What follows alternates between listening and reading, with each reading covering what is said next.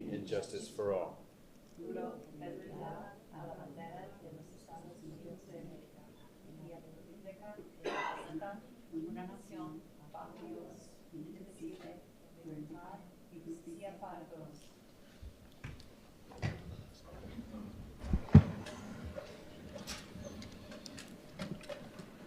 Civic parking passes are provided for members of the public.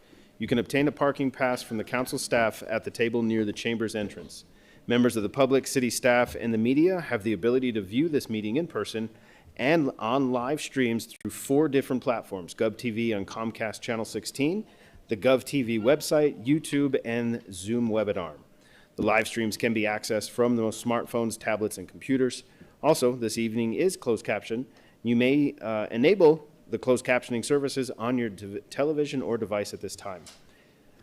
A video recording of this and all past council meetings will remain available for viewing at any time on the City Council's website.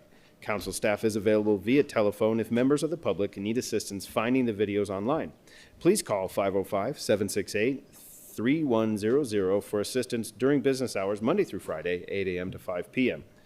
The council will take a break at approximately 7 p.m. this evening if needed. With regard to decorum in the chambers, we want tonight's proceedings to be as civil and respectful as possible. Please do not make any personal attacks, and please no applause or snapping or any other outbursts during the meeting. The council president will provide one warning to anyone causing a disturbance. Upon a second or continued disruption, that individual will be asked to leave the chambers, and if necessary, security will be asked to escort that person out of the chambers. Such removal from the council chambers will be effective for the remainder of the meeting. If continued disruptions occur, the council president may recess the meeting until order is restored, and if necessary, may clear the chambers of persons participating in the disturbance. This meeting will go a lot smoother if we are respectful of one another. At this time, we will begin the administration's question and answer period. In coordination with the administration, department directors will be present in the council chambers from 5:05 to 5:30 to respond to councilors' questions. To ensure all councilors have the opportunity to participate, I ask that questions be limited to one director until all councilors wishing to ask questions have an opportunity to do so. After 5:30 p.m., questions may be directed to the administration. At this time, councilors, does anybody have questions for a director or the administration? Seeing none, we'll move on to proclamations and presentations. Or do we want to go to other business? Yeah. Okay. Madam President, and we're on to other business. Thank you. So now we are on other business. I moved to executive session to discuss matters related to 1015-1H7, discussion subject to attorney-client privilege pertaining to litigation in Mayor Tim Keller versus Albuquerque City Council. We'll need a roll call vote. Ms. Montoya. Second. Councilor Baca? Yes. Councilor Vincent? Yes. Vice President Champagne? Yes. Councilor Fabercorn? Yes. Councilor Grau? Yes. Councilor Lewis? Yes. Councilor Rogers? Yes. Councilor Tejas? Yes. President Bassan? I'm sorry, President Peña? Yes. That passes unanimously.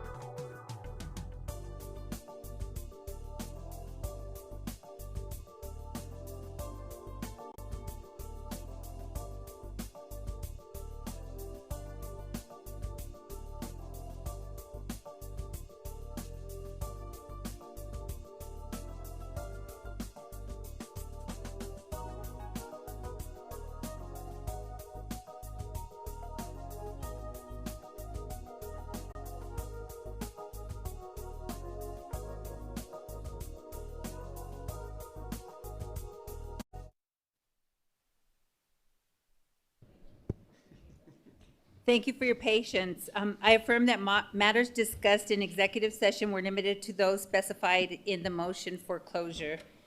We are now on to item 3, proclamations and presentations. Councilor Vice President Champagne. Thank you, Madam President. Yes, tonight's first presentation is going to be from Interim Chief Barker with the Albuquerque Police Department, who will provide some information on the Public Service Aid Program, the PSA program that they have. Interim Chief. Okay. Thank you.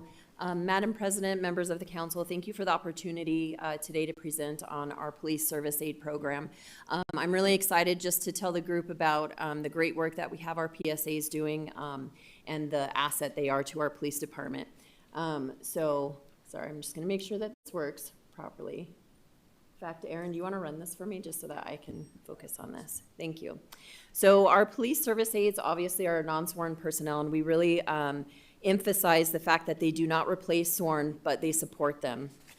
Next slide. Their responsibilities are that they respond to non-emergency and delayed calls for service. Most of those are when there is no offender information to follow up on. They respond to traffic control and crash scene assistance. So that means that they might do tow-in paperwork and other paperwork for officers on scene. They also assist with administrative work at substations, and so that might include taking inter-office memorandums from one substation to another or from the police substation. They do evidence transport and property-related duties and community engagement and public assistance. So that might be anything from dressing up as McGruff or taking any type of property to these events that we have. They also assist with transport after like a crash, or if there's a traffic hazard, they can assist with that as well. Next slide, please.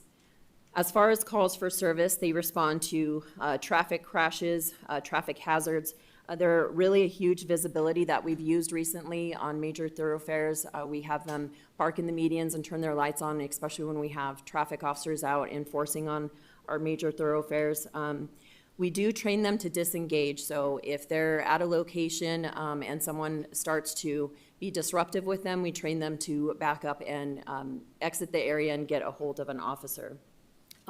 They also replace what we used to have, which was the property crimes reporting technicians. We had those in addition to PSAs, and so they're taking on a lot of those duties.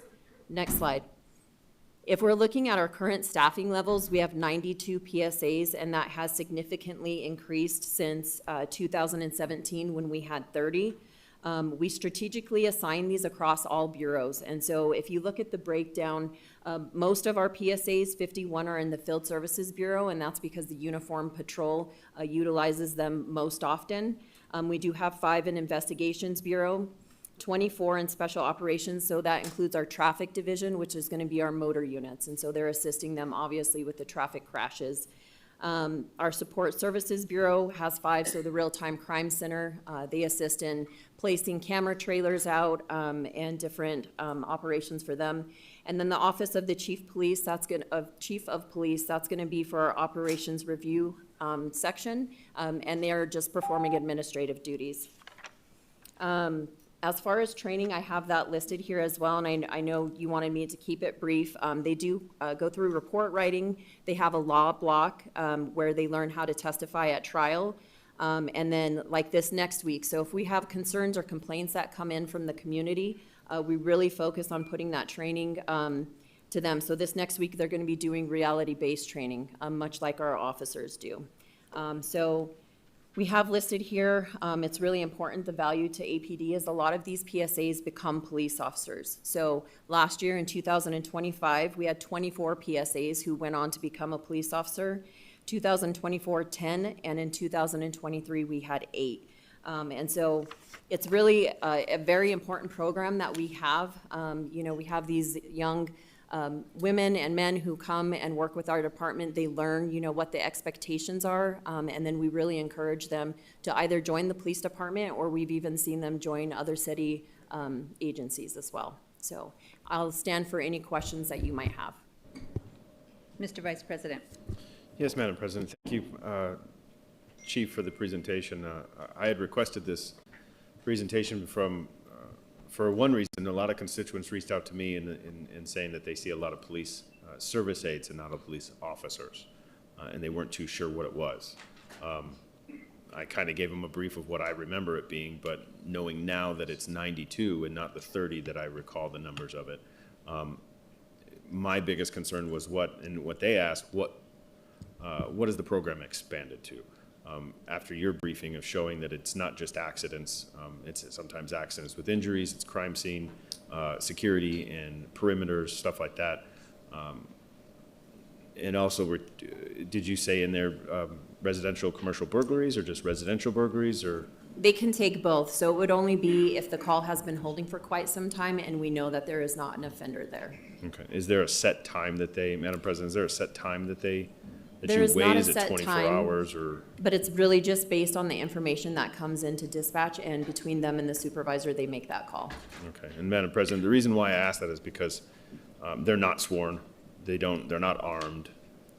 You know, it's funny when you say the kids, these young adults, but it's amazing to me that when you turn 20, you're still a kid. PSA, as I remember, but 21, all of a sudden you can be an officer, and they're full-fledged. But it comes down to training and what they're exposed to. So I'd like to see that the program's bolstering. I'd like to see that the numbers that the retention going on to becoming a police officer is amazing. If I would have started at 18, I could have been done at 38. But a lot of people, when I tried to explain the program to them, a lot of citizens are concerned that we might be placing these unarmed people in some sort of danger. And I wanted to ensure that that wasn't the case, that they are still limited in what they can do. Yes, Madam President, Councilor Champagne, that is something that is very important to our department and that we train them for specifically. So they do go through de-escalation training, and then if they are making contact with an individual who becomes disruptive, like I said, or starts making threats, they are trained to walk away and call for immediate assistance. Okay. And Madam President, last question of mine. Where do you see the program going? You obviously expanded it from what it was in 2017 to include certain calls. What other calls or type of calls do you see them going to? What is that? Madam President, Councilor Champagne, I think it's going in the right direction right now. You know, there's several different avenues that we can look at, but ultimately it comes down to what's safe for these personnel. Thank you, Madam President. Thank you. Any other questions? Seeing none, thank you. Thank you. So we are now on to Councilor Grout with the next presentation. Thank you, Madam President. We're going to have a presentation from Director Dave Simon from Parks and Rec and Open Space Director Colleen McRoberts, and they're going to provide information on the Tijeras Arroyo Biozone Open Space. Good evening. Great. Good evening, Madam President, council members.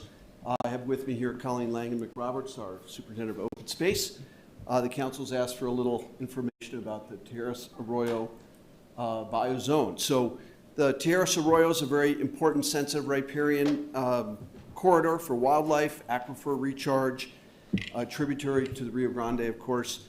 And it's also a major historical and cultural zone that connects Albuquerque to the East Mountains and even to the grasslands of the Great Plains further east. So very important to the city and the region.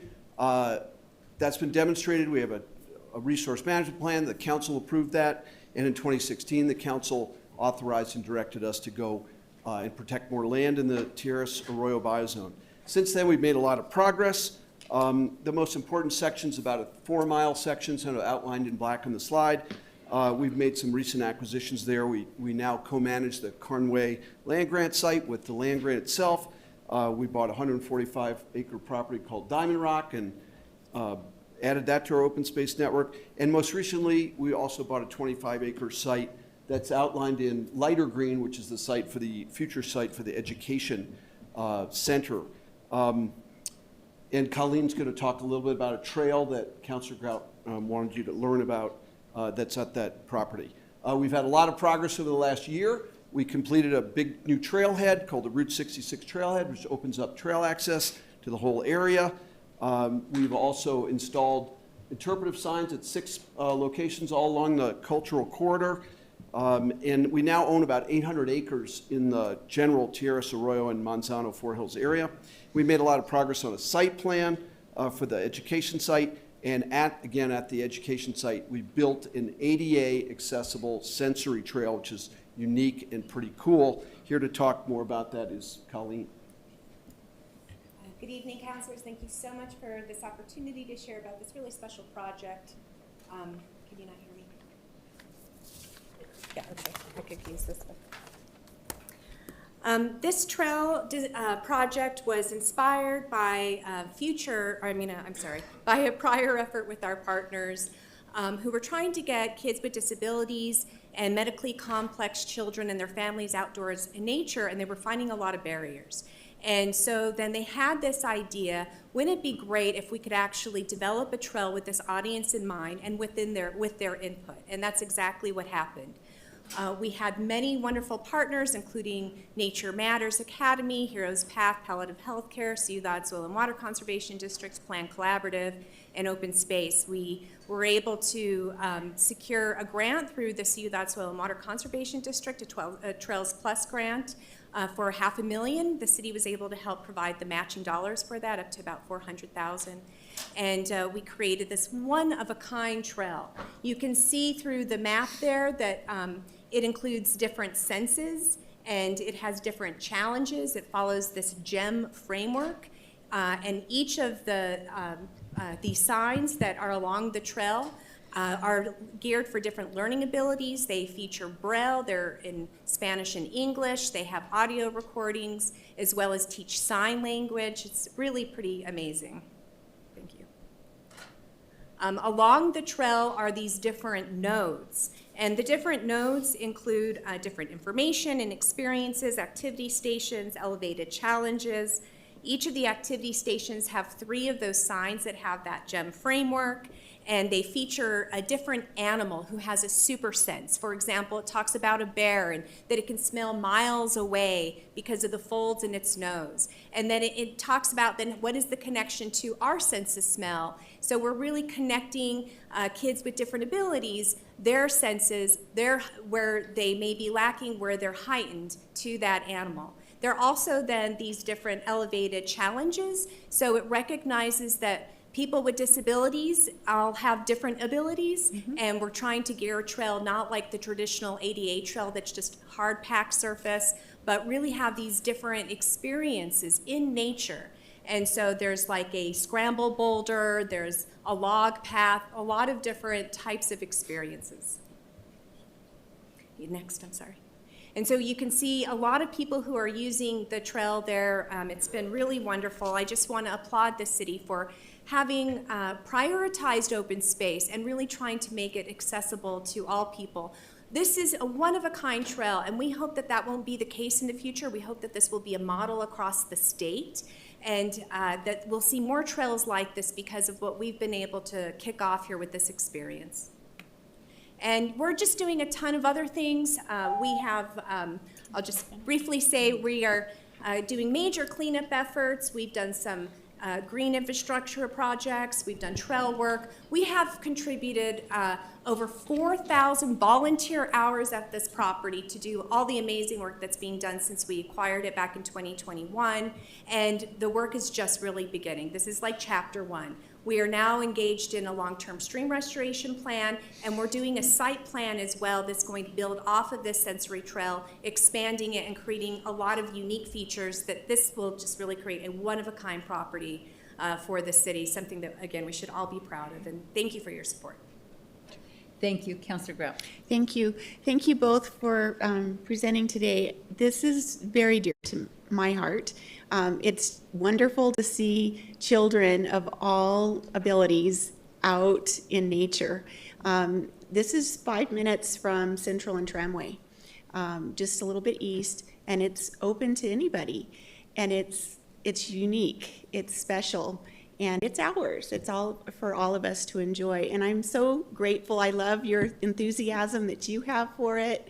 And I can't wait for it to build out. Truly, truly, truly, lots of people do enjoy the place, the space. And like you said, there's so many volunteers that they see the value that this space that's close to home brings to our community. So I thank you. I can't wait to see it expand, and I'm Team Tejeras Arroyo Biozone. Thank you. Thank you. Thank you. So now we're on to other business, approval of committee appointments. I move approval of committee appointments dated January 20th, 2026. Second. There's a motion and a second. All those in favor, please say yes and raise your hands. Yes. Yes.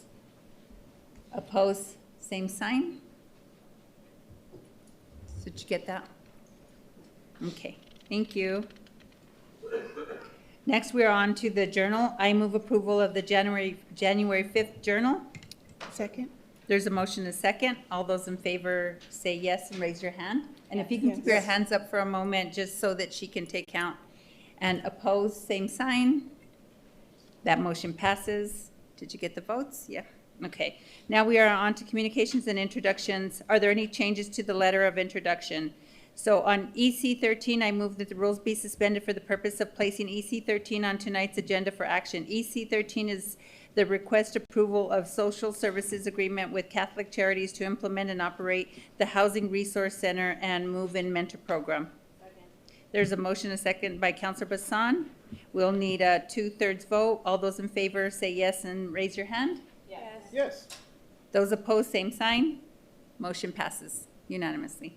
Next, we have EC 13. I move that the rules be suspended for the purpose of placing EC 14 on tonight's agenda for action. EC 14 is La Semilla Project Next Gen Resource Management Internship Program Contract. Second. There's a motion and a second by Councilor Feeblecorn. We need a 2/3 vote. All those in favor say yes and raise your hand. Yes. All those opposed say motion. Motion passes. We are now I move approval of the letter of introduction. There's a motion and a second by Councilor Grout. All those in favor, please say yes and raise your hand. Yes.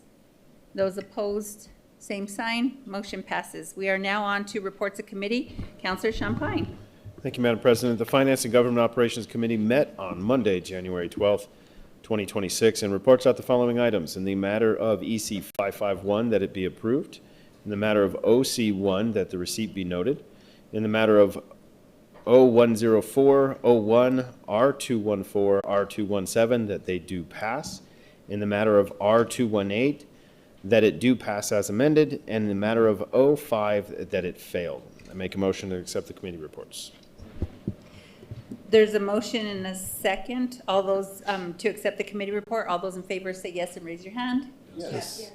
Opposed, same sign. Motion passes unanimously. Councilor Baca. Thank you, Madam President. I make a motion to revive O-26-5 and place this item on the February 2nd council agenda for action. O-5 is amending the short-term rental ordinance to add a separation requirement for short-term rental permits. Second. There's a motion and a second by Councilor Feeblecorn. All those in favor say yes and raise your hand. Yes. Opposed, same sign. No. Motion passes. We are now on to Councilor Feeblecorn. The Land Use Planning and Zoning Committee met on Wednesday, January 14th, and reports out the following items. On the matter of EC 549, that receipt be noted, and in the matter of 0103, that it do pass as substituted, and make a motion to accept the committee reports. There's a motion and a second by Councilor Grout. All those in favor say yes and raise your hand. Yes. Opposed, same sign. Motion passes.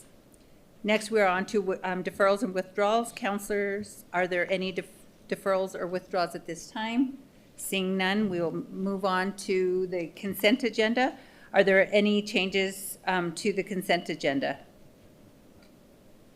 Seeing none, for the individuals on tonight's consent agenda who are being appointed to serve on a board or commission, thank you for your willingness to serve, and I move approval of the consent agenda. There's a motion, a second by Councilor Rogers. All those in favor say yes and raise your hand. Yes. Opposed, same sign. Motion passes, looks like unanimously. We are now on to financial instruments. There are none this evening. No? Did I miss something? No. Oh, I'm sorry. Next item is announcements. Councilor Grau. Thank you, Madam President. There will be 3 intergovernmental legislative committee meetings on Saturday, January 24th at 10 a.m., Wednesday, January 28th at 3 p.m., Saturday, January 31st at 10 a.m. All will be held via Zoom video conference. Counselor Bassan. Madam President, there will be a Land Use Planning and Zoning Committee meeting on Wednesday, January 28th at 5:00 p.m. in the Vincent E. Griego Chambers, basement level of the Albuquerque Government Center, and this will be a hybrid meeting. Vice President Champagne. Thank you, ma'am. I know this isn't government operations, but we did sponsor this program. It is a gem of Albuquerque, so there will be a Bands of Enchantment red carpet premiere this Saturday the 31st at 7 p.m. at the Chemo Theater. This is open to the public and free to the public. The doors open at 6 p.m. and the screening starts at 7 p.m. All that would love to attend, we'd love to fill the Chemo, so please join us. Thank you. Again, financial instruments, there are none. Appeals, there are none. And we are now on to public comments. So members of the public can provide live public comments to the council in person or virtually if they have signed up for public comment per the instructions published on the agenda and our website on Friday. Here are the public comment ground rules. Each participant has 1 minute to present. Comments are to be addressed to the councilors only through the council president. Any disruptive conduct will result in removal from the meeting. And there's a 1 minute time limit, and the bell will ring and indicate when your time is up. Mr. Cornelius, can you please call the first speaker? Thank you, Madam President. Our first speaker is Let's Otto, followed by Brick Jonesy.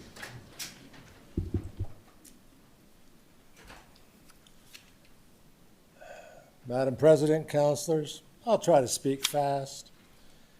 There's a question about whether or not the police should be signing their oath. It's not really a question that needs to be answered. It's within the state's constitution and the U.S. Constitution. Police must sign their oath to make a solemn public commitment to uphold the U.S. Constitution, the state laws, and their department's ethics, establishing a foundational promise of integrity, accountability, and impartial service to protect the community and build public trust, marking the official start of their sworn oath. It's not just that they sign the oath, it's that they honor the oath that they signed. I am yet to see any signed oaths of office from any of the municipal police in Albuquerque. This act would legally and morally bind them to serve with honor, safeguarding their rights and prioritizing community welfare above personal bias. Brick Jonesy, followed by Francesco Artist. All right. It may be an issue of policy. Take for note the instance of APD's policy that officers have to swear an oath. It says that they take an oath under the policy. The state constitution actually says that it must be subscribed. Subscribed means signed. I'm going to show you something. This is what it looks like if you don't subscribe it. This is what it looks like if you do. This is our new counselor's oath. Thank you, Ms. Tillis, for signing your oath. The officers must sign their oath as well. Maybe I'm acting in bad knowledge because I keep being told by Ethan Watson that they are not. If he's telling me that, I got to assume that that's true, but maybe I'm wrong. Maybe he's mistaken. He told me Ms. Barker doesn't sign her oath. And I just asked Ms. Barker. She said she signed it. I just asked her. Sign the oath. Thank you. Francesco Artist, followed by Anami Das.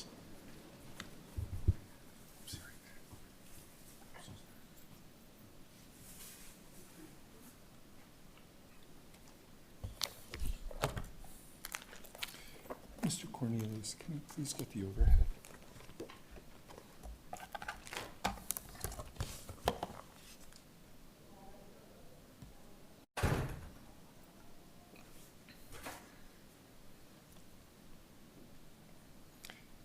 Albuquerque City Council just made history with a female supermajority that should come with spandex and capes. Thanks to all the guys as well for your willingness to serve we the people. If everything went according to plan, I should not be standing before you. As a survivor of domestic terrorism and attempted murder, a recent homicide, like all forms of violence, hits me really hard now. I commend New Mexico law enforcement for the swift arrest of those who murdered Albert Pena. Please join me in a moment of silence for justice to be done while sending prayers and strength to the family and friends of Mr. Pena at this most difficult time.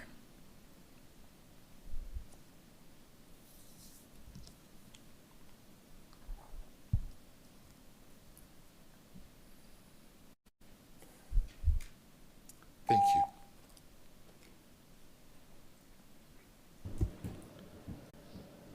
Anami Das, followed by Shannon Molina Cordova. Hi, Madam President. This is mostly toward the administration, but APD hasn't reported on the use of force since the October report, and I know that there's a leadership change over there, so that's probably why. But that's 2 monthly use of force reports that are missing, and having the data available to the public does make a significant difference in terms of the, whatever. But yeah, cool, thanks. Madam President, I see our next speaker in Zoom, so I will come to you, or Mr. Vice President, I will come to you, Shannon, when we get to Zoom. Our next speaker is Alexander Kaltenbach, followed by Tad Nemitsky.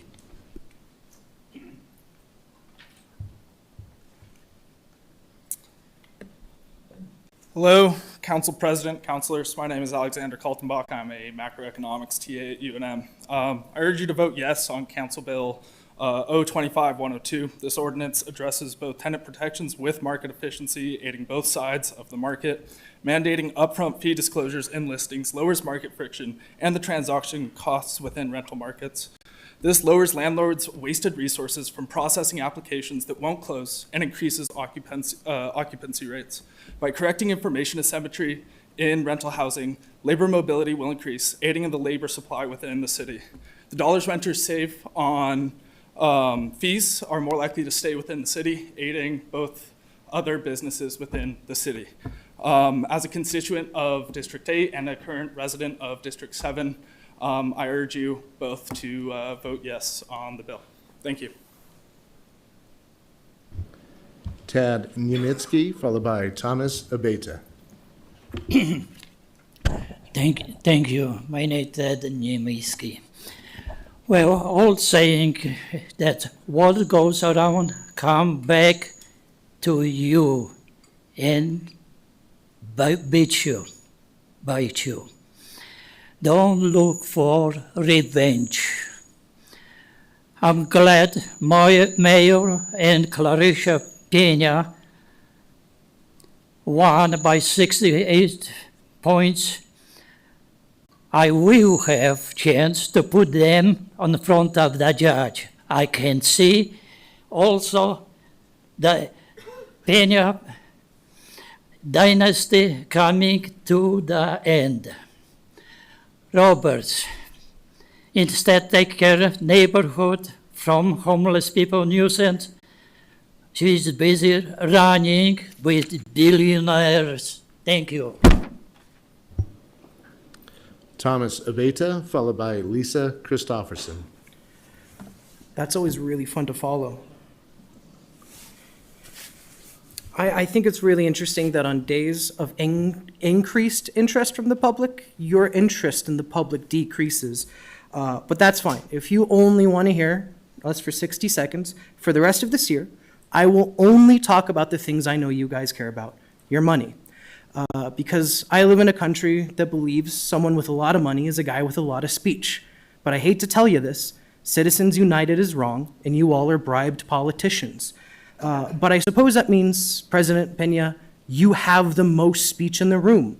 So I should probably address what your speech looks like, because I've made several requests trying to find your previous campaign filings in for the new election. None of your information is public. I don't know if that's the city clerk's fault, but none of it is. And I haven't been able to get a hold of any of your previous campaigns information, and I would love if that was easier.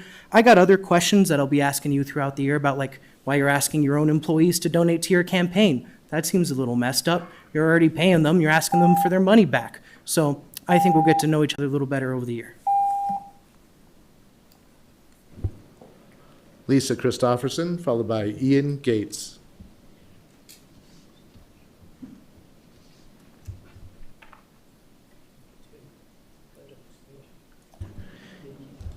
Ian Gates, followed by Teresa Garcia. Hello, I'm speaking today on how we can make these meetings more accessible. First, we really do need 2 minutes again. I really hope this is not a permanent change. Number 2, there should be no cap on the number of general public comments that can be heard, especially with the IDO coming up. Number 3, we should be able to clap and cheer, at least just snap at the end of people's public comments, because I go to school board a lot and they do it and there's never any issues. And then most importantly, there really needs to be childcare provided at these meetings for all of the parents of young children who want to speak in person. New Mexico is rolling out universal childcare, and the city manages multiple large childcare grants and programs, so I think we can make something happen. Thank you. Teresa Garcia, followed by James Freeman. Good evening, Council President and Council members. My name is Teresa Garcia, and I'm here to speak on behalf of the immigrant families in District 3 who are experiencing real fear and insecurity right now. Bernalillo County has taken steps to strengthen protections for immigrant families, but the city has not followed suit. That gap matters. It leaves families uncertain about their safety, their access to services, and whether their local government will stand with them when it counts. Councilor Pena, you represent District 3. Where is the advocacy for the people that you serve? Many whom are immigrants, mixed status families, and workers who deserve dignity and protection. I'm also deeply concerned about the proposed repeal that will eliminate requirements for posting city council questions and answers publicly, remove distinctions between factual and opinion-based questions, and strip legal guarantees that responses are timely and accessible to the public. That is not transparency, that is not accountability, and that is not how we build trust with communities already feeling vulnerable. With all due respect, District 3 and Albuquerque deserve better, real protections and real transparency, and not decisions made by the 1 million raised to win against me by 71 votes. Thank you. James Freeman, followed by Alexis Torres. Hello, I'm here this afternoon to speak about an upcoming event in the homeless service provider community. The annual PIC count is happening next week. The count is not simply a formality. Every continuum of care that receives federal funding is required to do this count. There are 2 COCs in New Mexico, Albuquerque, and the balance of state. This count is critical for current and future funding for the service providers. In theory, the more volunteers who sign up leads to more accurate count that leads to more funding for Albuquerque and New Mexico. I recognize many of y'all and your policy analysts have participated in the past, and I would encourage y'all to participate again. This count will be occurring Tuesday, January 27th through Friday the 30th. Morning, afternoon, and evening shifts are available. I'll be a team lead on 7 of the 12 shifts. Our snapshot date is Monday, January 26th. There will be no weekend shifts this year, so it would be really neat to hustle on those 4 days we'll be counting. Please let Abby Stiles know if you'd like to participate. Thank you. Alexis Torres, followed by Leila Salim. Hello, counselors. My name is Alexis. I am a part-time student, full-time employee, and a lowly renter here in Albuquerque. I'm just coming here to ask you why the rent provision, the rental practice ordinance, was not passed. It seems like a no-brainer. My only conclusion is that you benefit somehow from the predatory practices that a lot of these rental places practice. I'm very lucky that I live in Councilor Rogers' district. Otherwise, I would be campaigning against all of you because it feels like Councilor Rogers is the only one who actually cares about renters. So I really, really encourage you to say yes if you genuinely care about Albuquerque renters. Thank you. Leila Salim, followed by Andrea Calderon.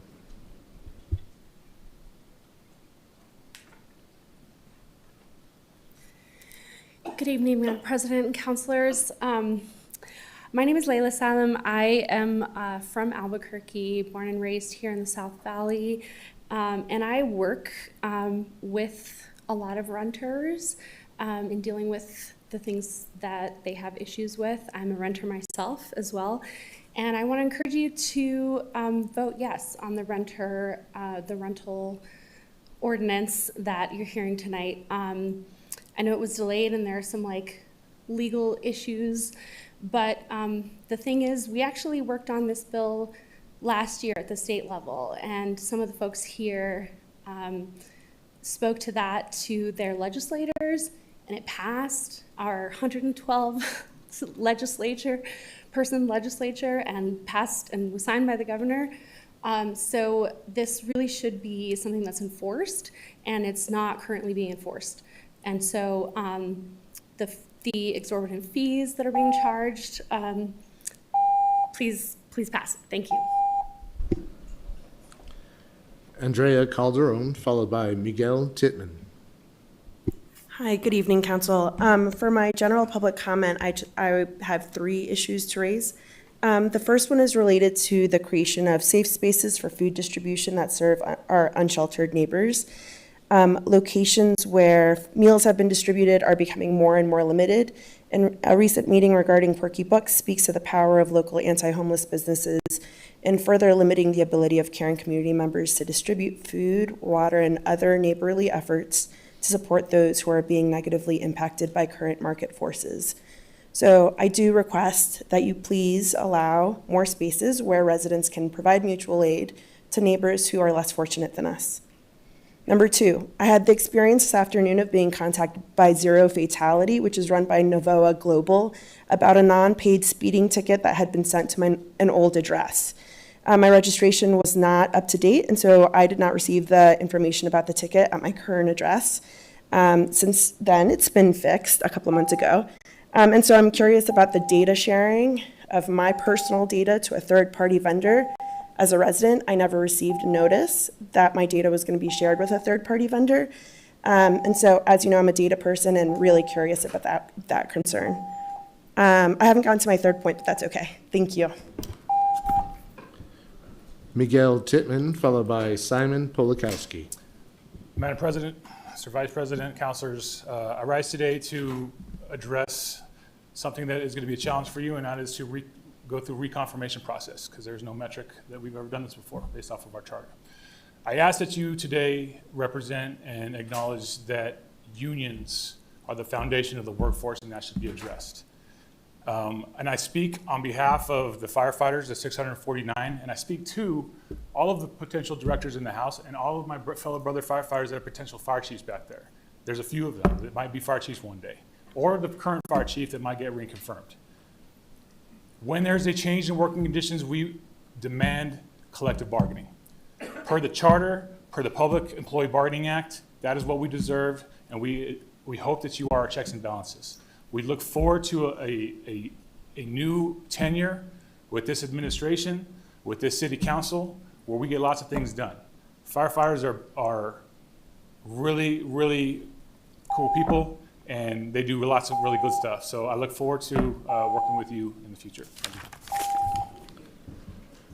Simon Polakowski, followed by Nira Saxena on Zoom. I remember former Councilor Don Harris bragging about how he disallowed lending your 2 minutes to some other speakers who didn't have enough time to speak. Now we have only 1 minute. When will it be 30 seconds? When will it be 15 seconds? And when will be 1 second? And thank you very much for what you have to say. We supposedly have representative government that's supposed to respond to concerned citizens. I imagine the late Delangelo would be rolling in his grave. I go, Silvio, you don't have to be silent. They won't let you speak anymore anyways. This is a travesty, really is, this 1 minute. And it was a travesty when Don Harris disallowed donating your 2 minutes to somebody who had prepared themselves to speak in front of you people. You need to go back and do it like it once was, where people have time to present in a timely manner their concerns about Albuquerque. Thank you. Nira Saxena, followed by Nicole Finch.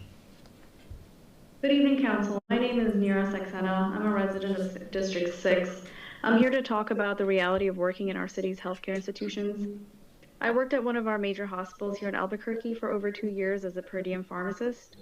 I believe I experienced workplace retaliation, which ultimately led to my constructive discharge in 2025. My experience is not isolated. Many healthcare workers are pushed out and experience far worse retaliation in the workplace. And I know Councilor Rogers has spoken to this, but this is one of the factors that makes our city lose desperately needed healthcare capacity.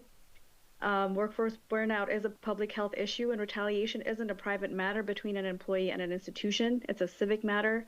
So I'm asking the council to pay attention to how our major hospital systems treat their workforce, because it affects staffing, retention, safety, and equity in our city. Thank you.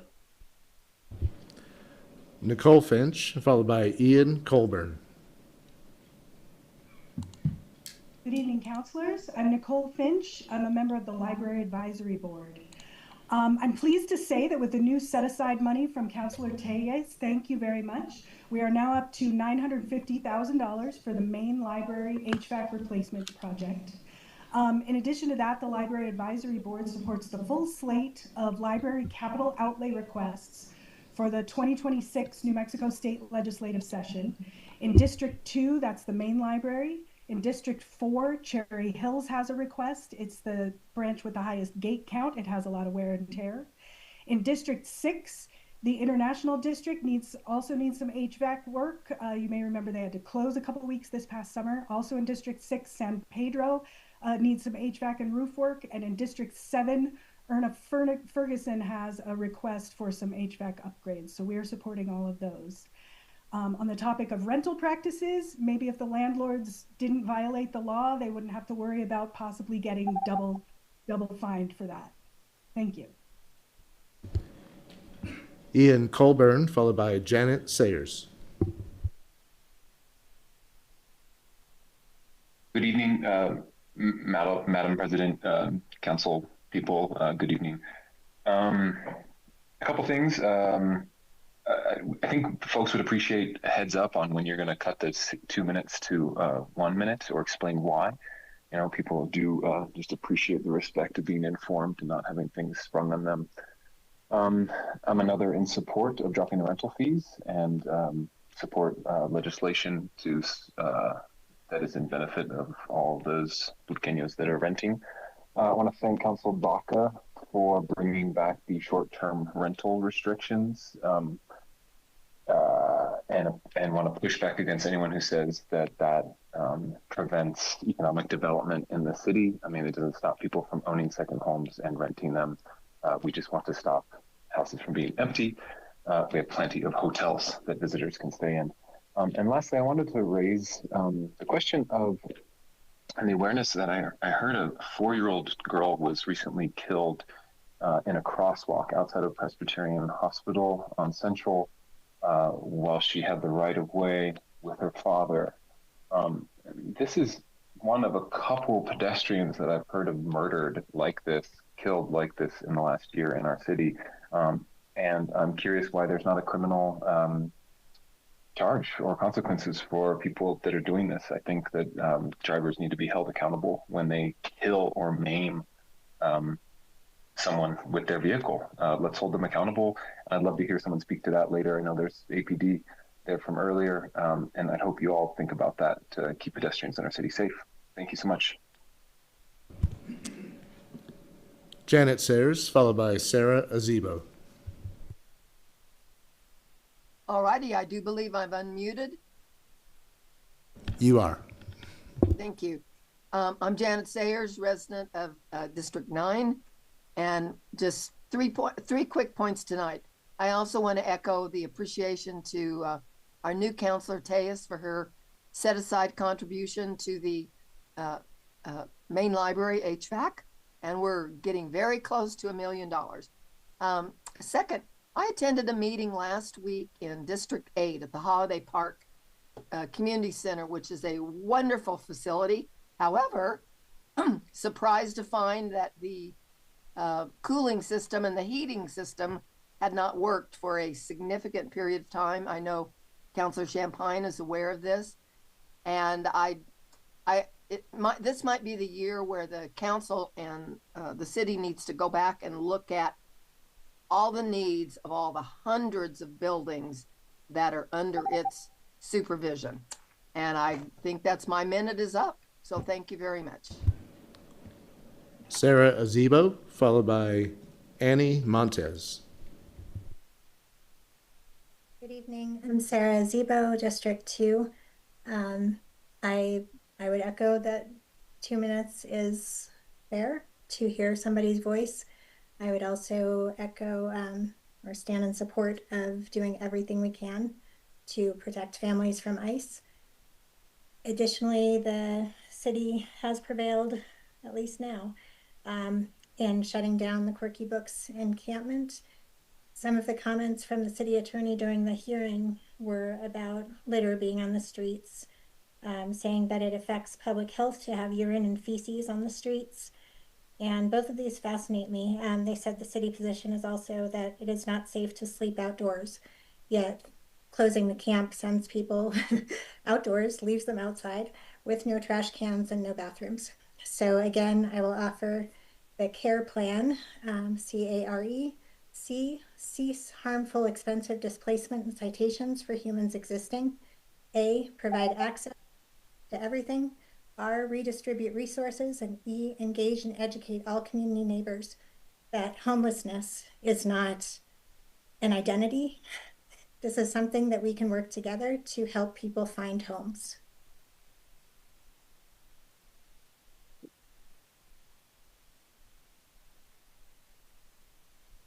Annie Montez, followed by Joe Calkins.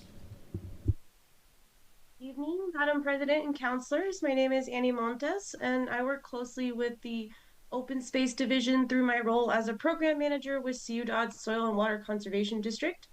Tonight, I'm speaking in support of all of the wonderful work that's being done at the Tijeras Biozone Education Center in District 9. This open space area stands as an example of what can be done through multi-agency and community partnership. And the Biozone is an investment for our future generations of all mobility types to engage and learn in nature. Additionally, the Biozone stands as an example of how nature-based solutions, including green stormwater infrastructure, can create a space that can be equally enjoyed by people and wildlife. I urge councilors to continue to support projects in our city that enrich our communities and improve access to the outdoors. Thank you. Joe Calkins, followed by Nikhil Pailur. Good evening, Madam President and council members. My name is Joe Calkins. I live on First Street, and I have lived there since December 2, 1976, over 49 years. I'm a half a block north of healthcare for the homeless, and the situation with homeless camping has been getting worse and worse over the last few years. There have been homeless camps on my block within sight of my kitchen for the last 11 and a half months, except for just a couple of weeks when they've been halted. This has a negative effect on my health, my productivity, my ability to live a life. However, I can't just talk about myself. These people need someplace to go. I know that Safe Spaces is under development, but perhaps they could do with just some place to camp where they aren't constantly being kicked out. I believe that's my time. Thank you very much. Nikhil Pailur, followed by Shannon Cordova.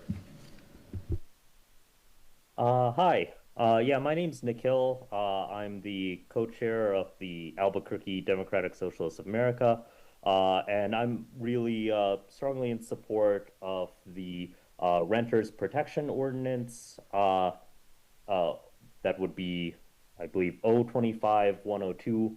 I think a main reason for this support comes from a recent article by Searchlight New Mexico talking about the fact that even with the laws on the books in New Mexico, renters often face just a lack of enforcement. The title of the article is Tenants with Nowhere to Turn, and I'll just quote simply from here.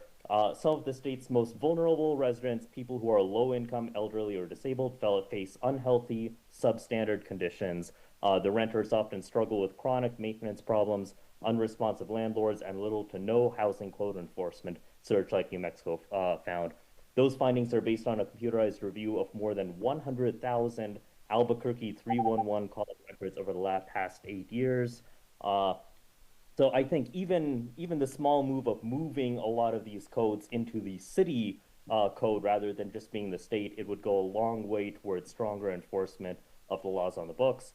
And I think it would do a lot to give a sense of fairness and equal protection of the law to our tenant neighbors. Thank you. Shannon Cordova, followed by Crystal Garcia.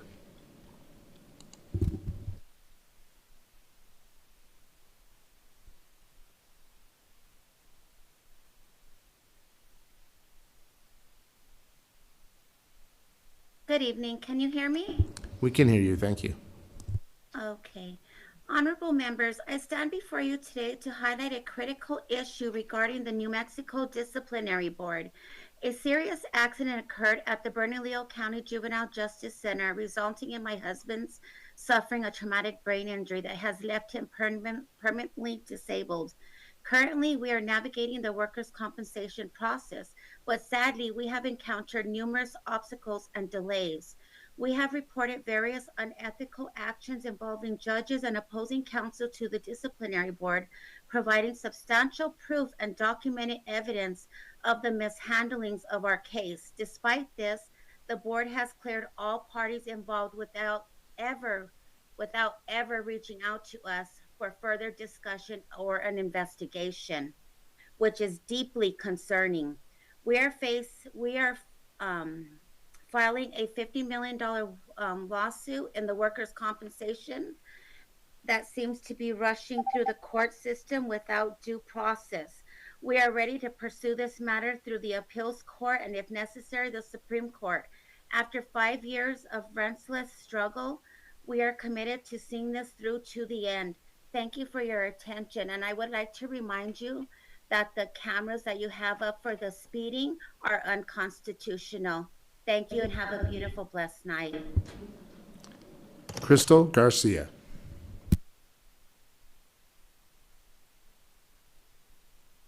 Okay, can you hear me? We can hear you. Thank you. Okay. Good evening. My name is Crystal, and I stand with the residents of Martineztown in opposition of O-26-4. The city says this change is about housing equity, but removing protections from a historic working-class neighborhood is not. Madam President, I apologize for the interruption, but it appears this commenter is commenting on a quasi-judicial item, which we'll get to later in the evening. General public comment is not allowed on this topic.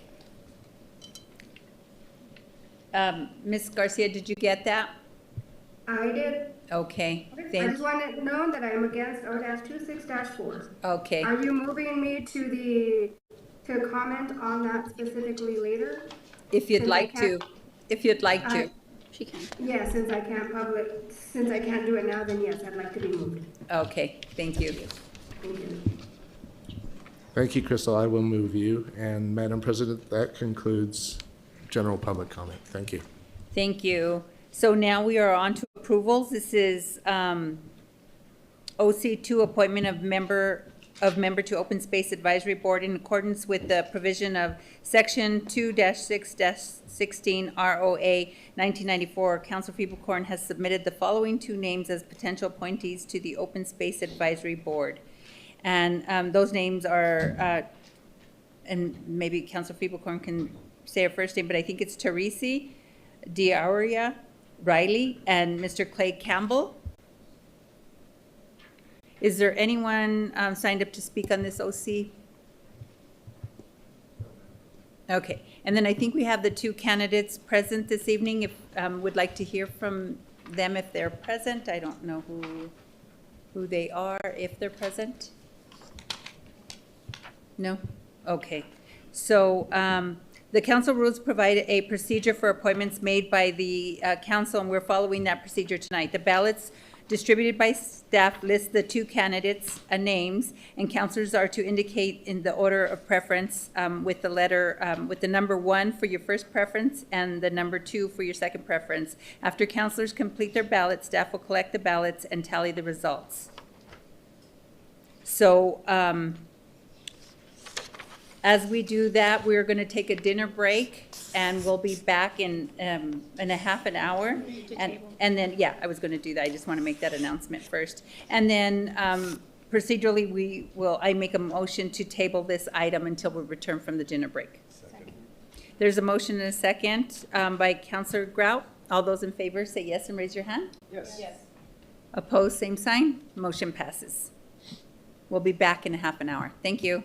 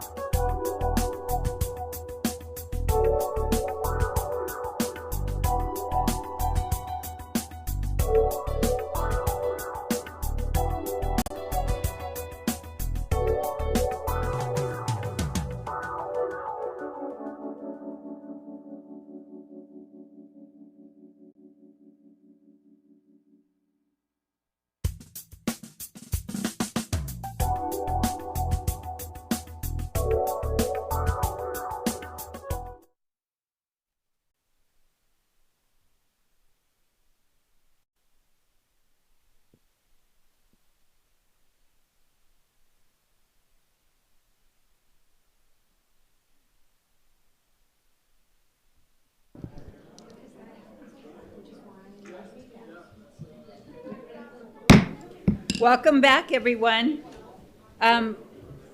We left with OC2 on the table. So in the matter of OC2, appointment of member to the Open Space Advisory Board, I make a motion to remove the OC from the table. Second. There's a motion and a second from Councillor Tejas, I think I heard. Feeblecorn. Thank you. All those in favor say yes and raise your hand. Yes. Opposed, same sign. Motion carries. So now I will announce the new member of the Open Space Advisory Board is Mr. Clay Campbell. Okay. Congratulations. Okay, so now we are back on. Madam President? Yes. You will still need to confirm. Move confirmation. Oh, okay. So I will move of Mr. Campbell? Yes, okay. So I'd move confirmation of Mr. Campbell. There's a second by Councillor Grout. All those in favor say yes and raise your hand. Yes. Opposed, same sign. Motion carries. Thank you so much. We moved some things on the agenda, so now we are on EC9, reappointment of Chief Administrative Officer Dr. Samantha Sengel to the position of Chief Administrative Officer. I move confirmation. Second. There's a motion in multiple seconds. I'll take Councillor Grout's second. And then is there anyone signed up to speak for EC9? Yes, there is, Madam President. We have Francesco Artist to speak.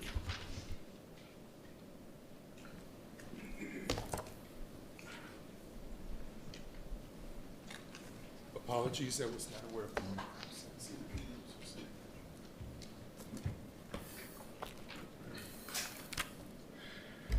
Mayor Keller's table before you also has a female majority, or at least it used to. Collectively, the CAO and City Legal, as a tip of the spear of law enforcement, more powerful than the chief of police, broke the law to cover up that they broke the law, including but not limited to destruction of evidence and suppression of evidence, while knowingly making false, misleading statements to federal authorities, plus holding the purse strings that unconstitutionally pay city workers with tax dollars to commit crimes in Albuquerque.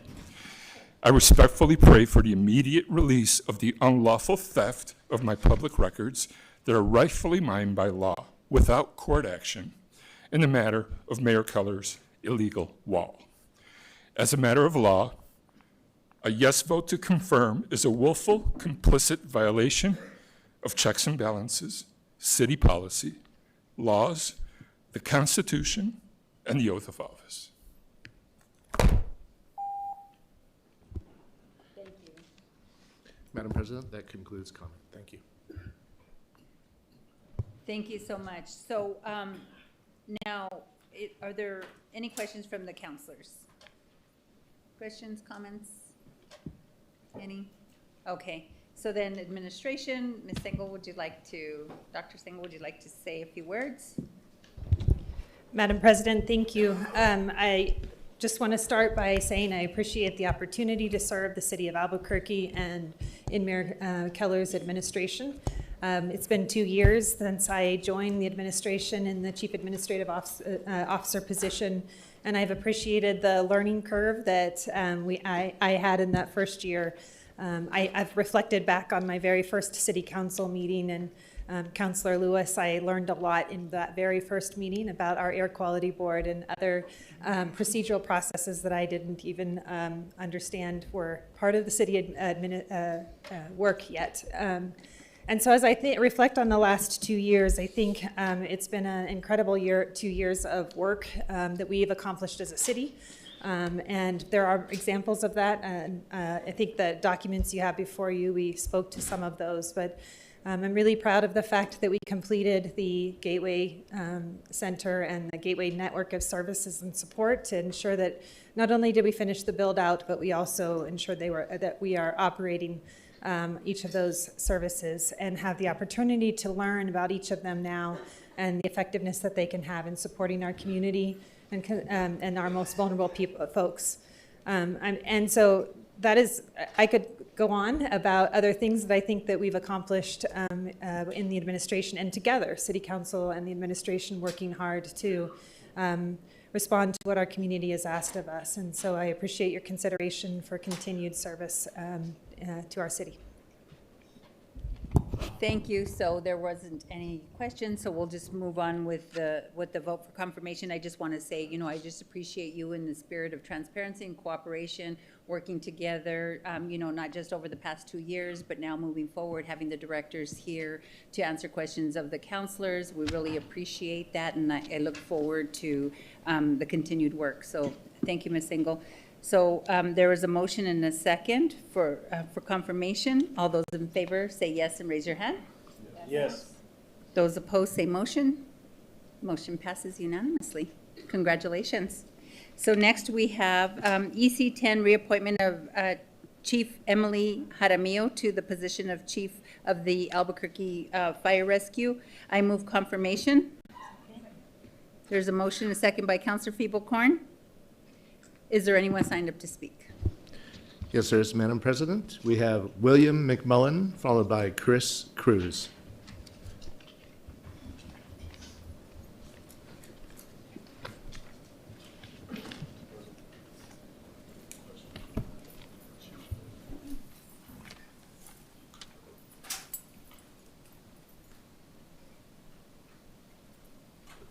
Thank you, City Council and Council President, for this time to speak.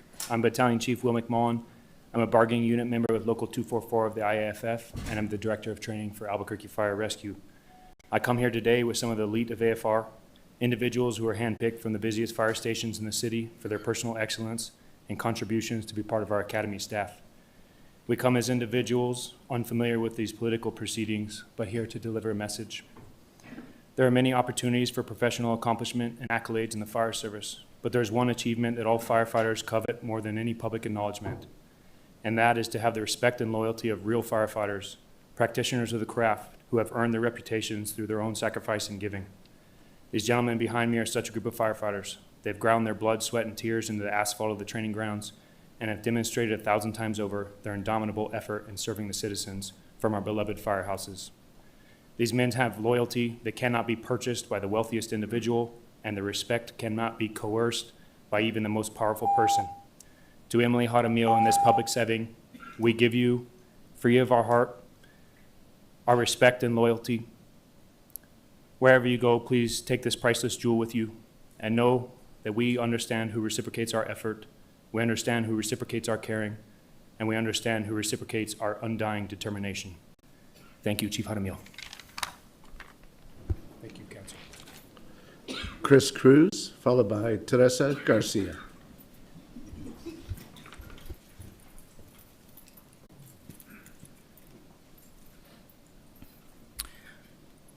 My name is Chris Cruz, and I'm the newly elected City Chapter Vice President for Albuquerque Area Firefighters, IAFF Local 244. Though new in my role, this will be my 11th total year serving my membership as an executive officer. I've never addressed council before, but I'm learning, and like you all, what I know, if nothing else, is that my job is to represent the people who entrusted me with this position.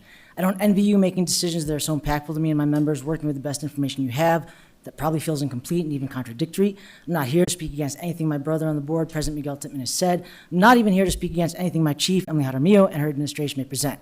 I'm here to add my portion to the parts and pieces of truth that they're each able to offer. It amounts simply to this. What my members have made clear to me, diverse members who feel all different ways about our labor management disputes, about our fire admin, city leadership, even how they feel about me and my fellow members on the board. What my diverse members have made clear to me is that what they all want, what they all need, is a shared path forward. The mandate I've been given is to find a way for labor and management to fight hard, but fight clean, fair, find common ground, move forward. We sign up to show up, bring order to chaos, but we do it best when grounded in a strong foundation of stability. Right now, my members feel battered from all sides, caught in a fight that many feel has spiraled out of control. I'm not so naive as to think that all of council business happens here in the light. I implore you, remember that the clearest and most critical stakeholders in any battle about my members' wages, benefits, working conditions, or in this case, our leadership, the most critical stakeholders are my members themselves. Sir. Thank you. Your time is up. Appreciate your comments. Madam President, yes. I request that he finishes his statement. Sure. Thank you. You can proceed. Thank you, sir. We feel battered from all sides, caught in a fight that many feel has spiraled out of control. I'm not so naive as to think that all of council business happens here in the light, but I implore you, remember that the clearest, most critical stakeholders in any battle about our wages, benefits, working conditions, or in this case, our leadership, the most critical stakeholders are my members themselves, the ones in the trucks today, tonight, here, throughout the city, answering their calls for service even as we speak. Please allow me and my members to do our jobs in the street and then fight our fights when needed between ourselves and our leadership. Do not allow outside influences to have a say, whoever or wherever they are. It's not fair, it's not helpful, but more than that, it's deeply harmful. My board and I can and always will stand as labor and in support of labor, no matter who is put in front of us. And I hope you'll give us the opportunity to repair and rebuild in good faith the complicated but crucial partnership we need between labor and management so we can continue to serve with security and with our dignity in a landscape that only appears more and more difficult to navigate. Thank you for your time. Thank you, sir, for the extension. I look forward to getting to know you all better. I hope to work together. Teresa Garcia, followed by Levi Green. Good evening again, Council President and Council members. My name is Teresa Garcia. I previously served as the chair of the City of Albuquerque Domestic Violence and Sexual Assault Commission and currently serve as a commissioner. I am here in strong support of the appointment of Albuquerque Fire Rescue Chief Emily Jaramillo. In my role with the commission, Chief Jaramillo served as AFR's representative and consistently showed up with intention, accountability, and respect. She made every effort to be engaged, collaborative, and informed, understanding the importance of partnership when it comes to public safety and survivor-centered responses. She has intentionally made efforts to support local nonprofits and community-based organizations and understands the depth of culturally specific care. As women, we often face a level of scrutiny in leadership that our male counterparts do not. Too often, confidence in women's leaderships is questioned not because of performance, but because of ego or assumptions that someone else could do a better job. Chief Jaramillo has already proven her leadership through action. She leads the department with dignity, strength, and transparency, ensuring firefighters have a voice and that decisions are made in the best interest of the department. She has done an exceptional job. It will be a serious mistake to be persuaded otherwise. I urge you to vote yes on her reappointment. Thank you. Levi Green, followed by Miguel Titman. Thank you, Madam Chair and members of the City Council for the opportunity to speak here on behalf of Fire Chief Jaramillo and her leadership in strengthening public safety across our city. I've been a lifelong resident of Albuquerque, president of the Wandabo Hills Neighborhood Association, and appointed to the city's Board of Ethics and Campaign Finance. I also participate actively in the District 9 coalitions of neighborhood associations where we closely follow the safety challenges affecting our communities. I know there are questions about expanding a scheduling program that has shown success in other areas. I don't claim to be a subject matter expert on that system, but I do know what effective leadership looks like. It looks like someone who evaluates what's working, adopts where needed, and collaborates with counselors, the administration, and the community to get it right. This is what Chief Jaramillo has done. I'm asking for you to consider the results we've seen, the sustainability she's brought, and the trust she has earned from neighborhoods like mine. Supporting her means supporting the firefighters and rescue personnel who show up for us every single day. Thank you for your time, for your continued commitment to the safety of our city. God bless. Miguel Titman, followed by Keith Pancho Quinones.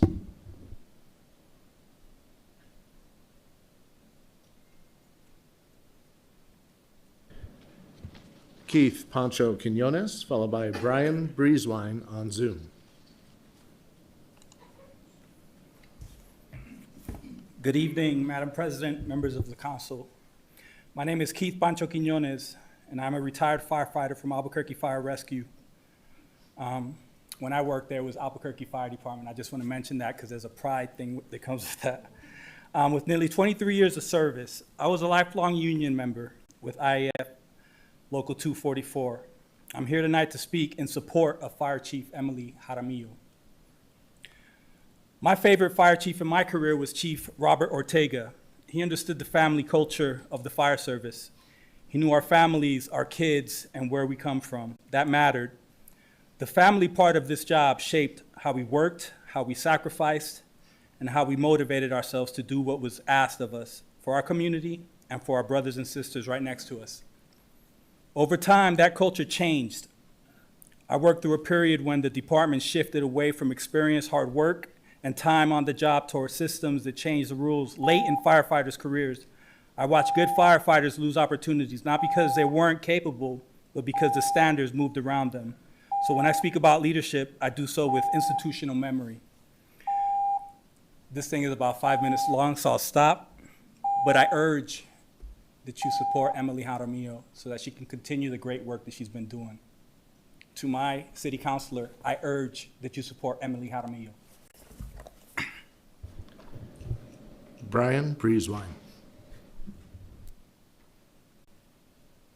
Good evening. I'm Brian Breezewine, a battalion chief with Albuquerque Fire Rescue, and I've worked with AFR for nearly 14 years.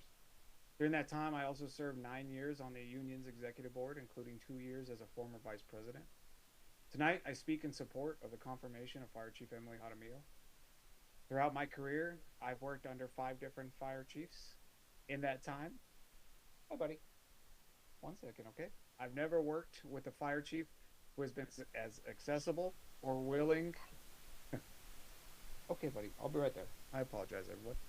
who's been as accessible or willing to listen or as open to working with members as Chief Jaramillo. I urge your support. She's always been a great mentor to me and to many others. Regardless of her rank, she's always made herself available to offer guidance and support, professional development and growth. And she leads with fairness, transparency, and a genuine care for her members. So thank you, and once again, I urge your support. Thank you, Madam President. That concludes comment. Thank you. Thank you. So we have Councilor Lewis. Questions?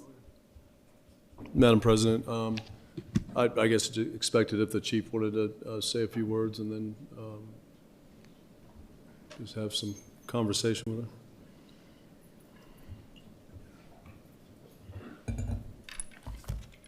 Good evening, Council President, councilors. I actually feel like it's kind of hard to follow that. So I'm a little, those of you who know me might have a little bit of a shaky voice. I appreciate people taking their time to speak on my leadership. I sent you all a memo this past week. I've communicated where we're at today is not where I thought or would have hoped us to be. So I know where I stand on this, and I've never wavered, I won't waver. But I do want to say a couple of things. In our household, we talk about all the time, my husband has always said it, and I at first kind of thought he was kind of silly about it, but the more that this happens, the more I believe it's true that statistics can be used to prove anything. So honestly, I don't care about data in a lot of ways, because how do people feel, right? How do the firefighters feel? How do the residents in Albuquerque feel? How does the council feel or the admin feel? Like, that's what matters, right? How do people feel about our public safety and how things are operating? And so I appreciate the data that we've gotten, and I know that it's been offered to get data from the other side, but I feel like it can be used to prove both arguments, and probably there's a little bit of truth to both sides. So what I think that is important that I really want to say is that I respect you, Chief. I respect Local 244. I think that both of you really are doing the best of your ability to do your job and to serve those who you are here to serve. And I don't think that that is something that should, I was going to say compromise, but actually I do. Like, we shouldn't get rid of any of that respect, right? But we are at a point now where there's not a respect for either side, or at least from the outside looking in, that's how it seems. And there was a time where sitting here, I was able to see that the IAFF Local 244 and the chief of fire and the admin, like, y'all were like this, in my opinion. And I was the one way out here to a lot of you. And now here I am like, wait, you guys, get rid of your ego. I think everybody has a lot of ego. I think, or at least a little ego, and that gets in so much of the way. So I just really want both sides to hear me when I say I support fire. I support fire from the union perspective. I think that there are some really valid arguments being made.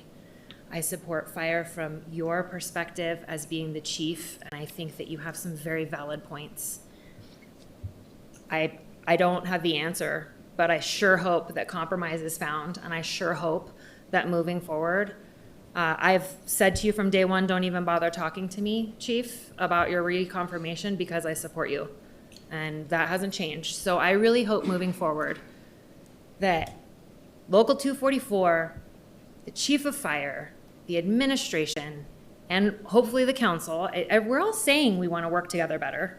So I'm really hoping that we demonstrate it, and I hope you do get reconfirmed, but I also hope that we can find compromise in order to truly put public safety first, the residents, and the people that go into fires when I'm running out, because I don't want to do what you do. And I appreciate what you do, truly and deeply, but I don't want to do it, which is why I feel like there's this need to have an even higher level of respect for all of you. So thank you for what you do, but please, I hope that we can find compromise. Thank you. Any other questions?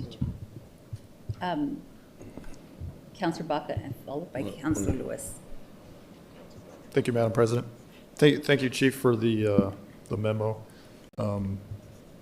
and I'm not proving Councilor Bassan's point here on data, because I look at this data, I'm like, it's a little bit janky there, because I really do believe in data, and we can do that better. So I do want to talk to you about this, but I won't do it now.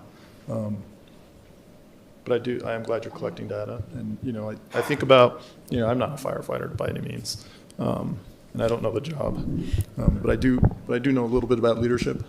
I spent quite a bit of time in the Army, and I think, and part of leadership is working with all your folks. Several months ago when all this kicked off, we had a room full of firefighters, all the rank and file. The only ones I see now, for the most part, are the ones who work directly for you. I don't see those. In all due respect, I know there are some rank and file over here, but that giant room isn't here today. And so, what does that say? I don't know. Right? You could read into that either way. But I do believe that as chief, it's incumbent on you to be able to work with all your folks as part of leading them. And so I do want to hear your commitment on working with the union moving forward and coming with the best compromise. Right? Nobody ever leaves a compromise happy, but there is such a thing as compromise. So that's my question. Yeah. Yep. Madam President and Councilor Baca, absolutely, and that's why I'm actually very happy that Vice President Cruz also mentioned collaborating with management in a more in a way that's working better than what it's working now. Having a relationship with our union is very important. I was a member of our union for a very long time.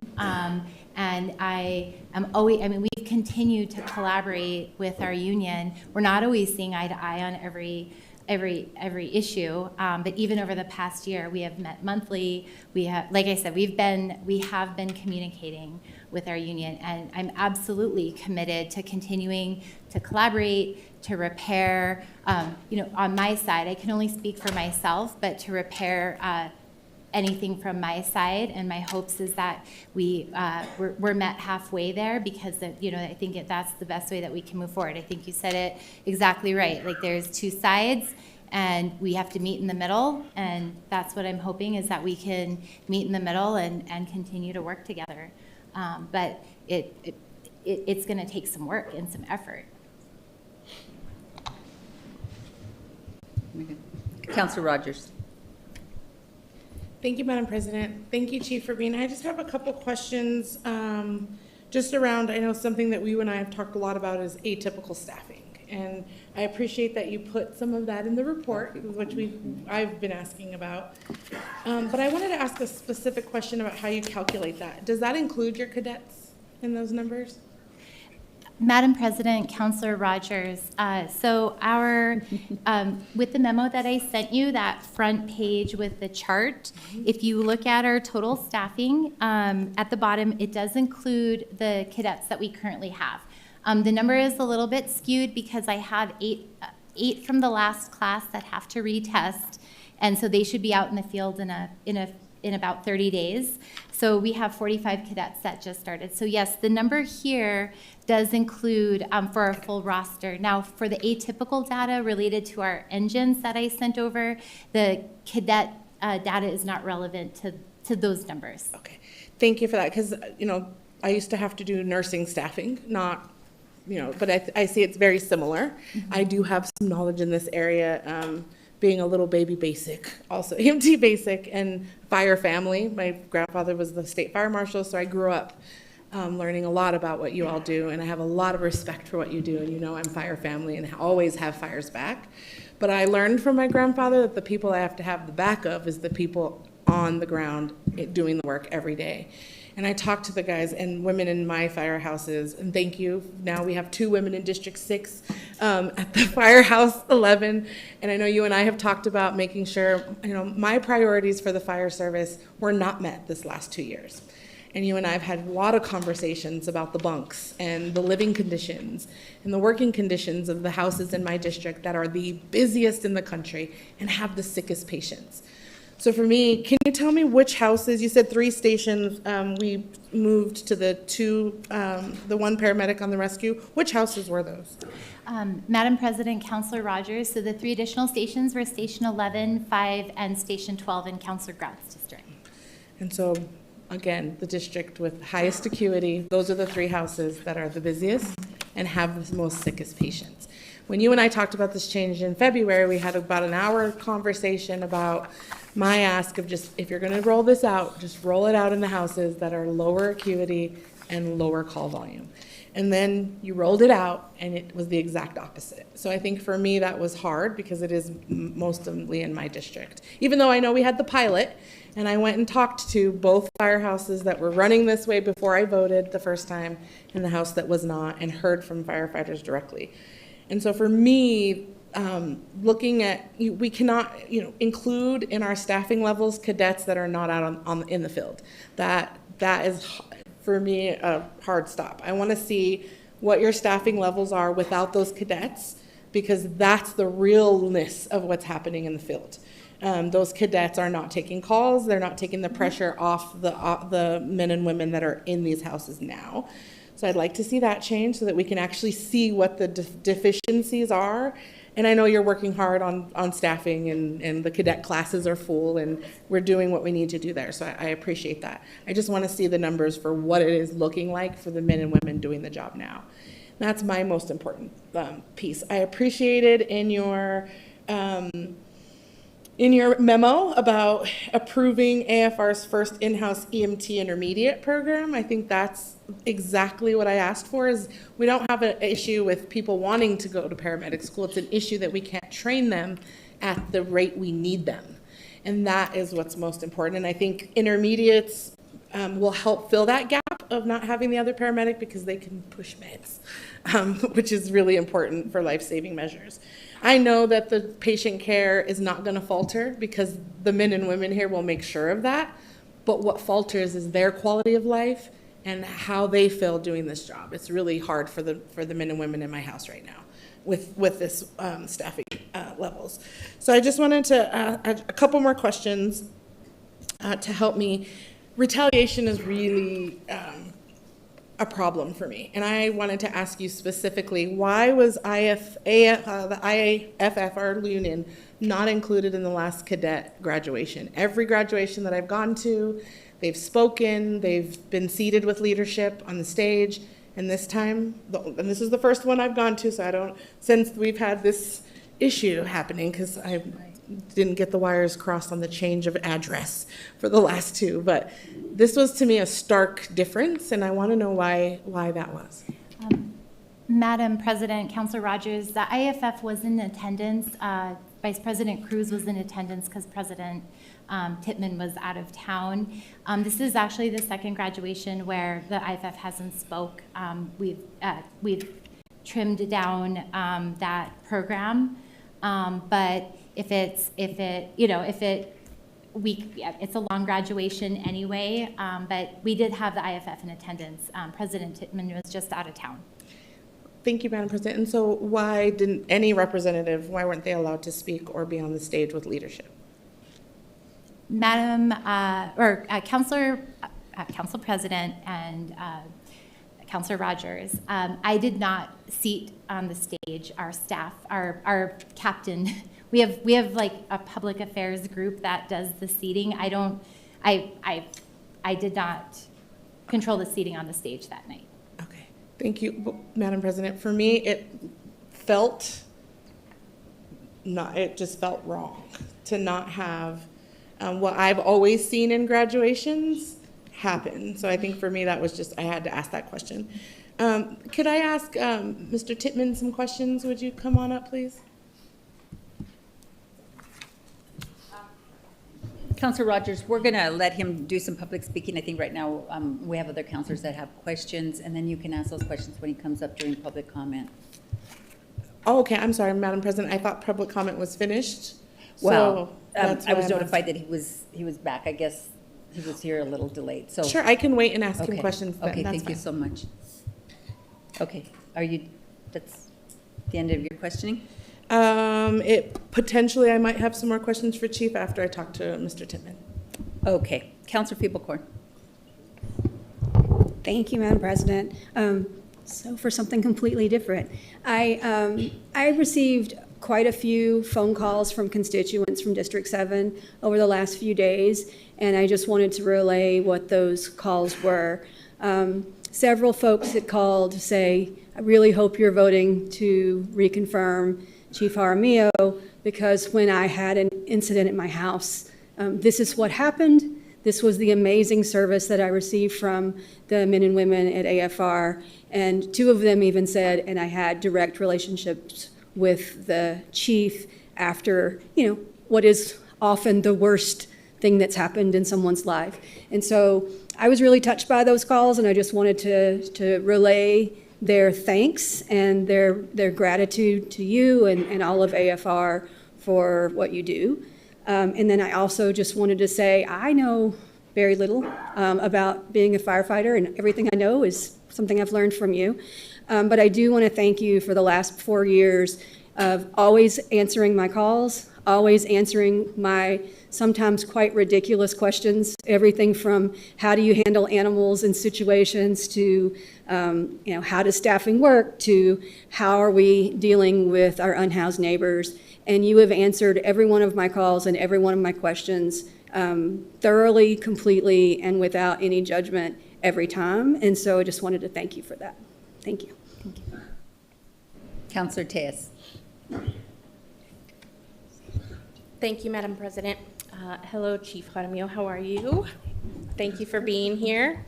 I just have a few questions. Well, thank you for sending your memo, first of all. It was really helpful, and I am definitely pleased with the information that was provided. I think there's a lot of good information there, obviously, but there are obviously some gaps, right?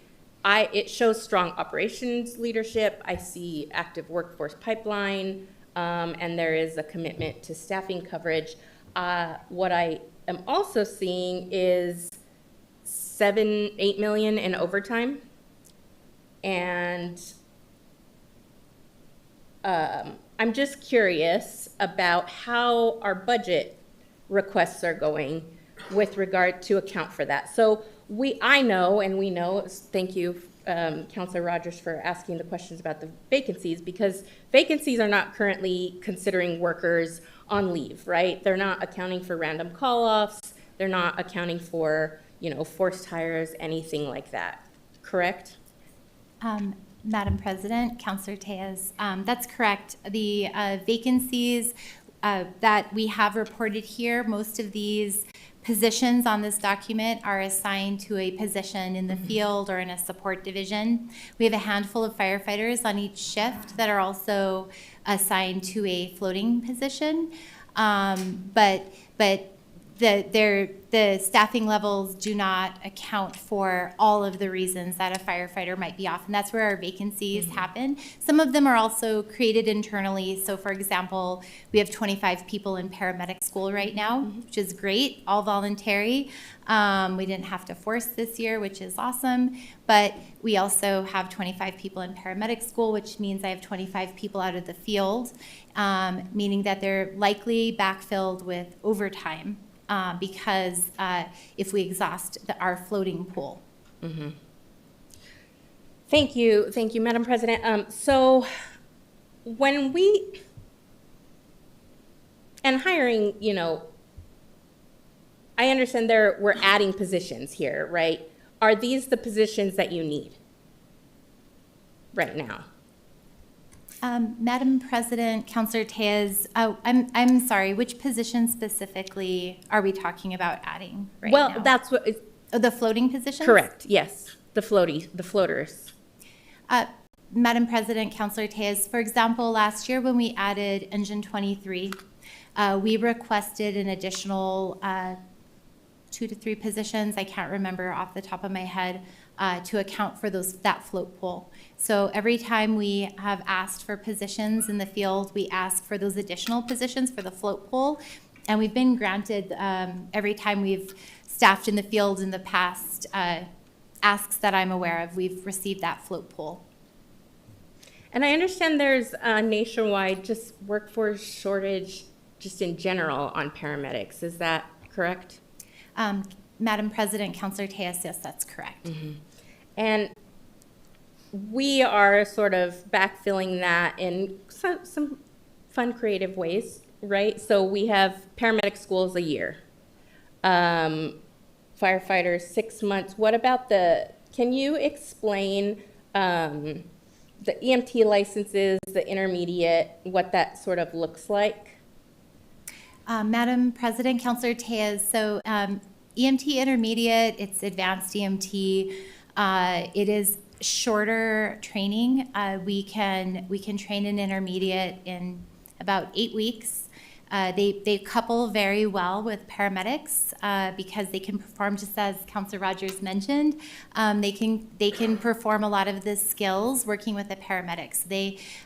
It's not as intensive training, but it is a great way to boost the workforce of ALS providers without having to send somebody to school for a year. So what we've decided to do because of our staffing challenges that we're having to try to reduce forced hires or atypicals, we didn't want to pull more people out of the field to attend intermediate school with the 25 out for paramedic school.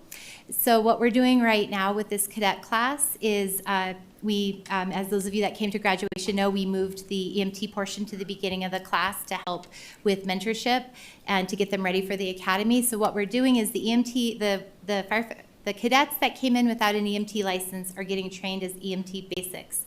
We hired 16 cadets that already have an EMT basic license, so they are actually getting the intermediate training prior to starting the academy so that I don't pull from staffing, but I'm able to boost our numbers of intermediates. And then once these cadets graduate as firefighters, they will be able to help with that ALS response working with the paramedics.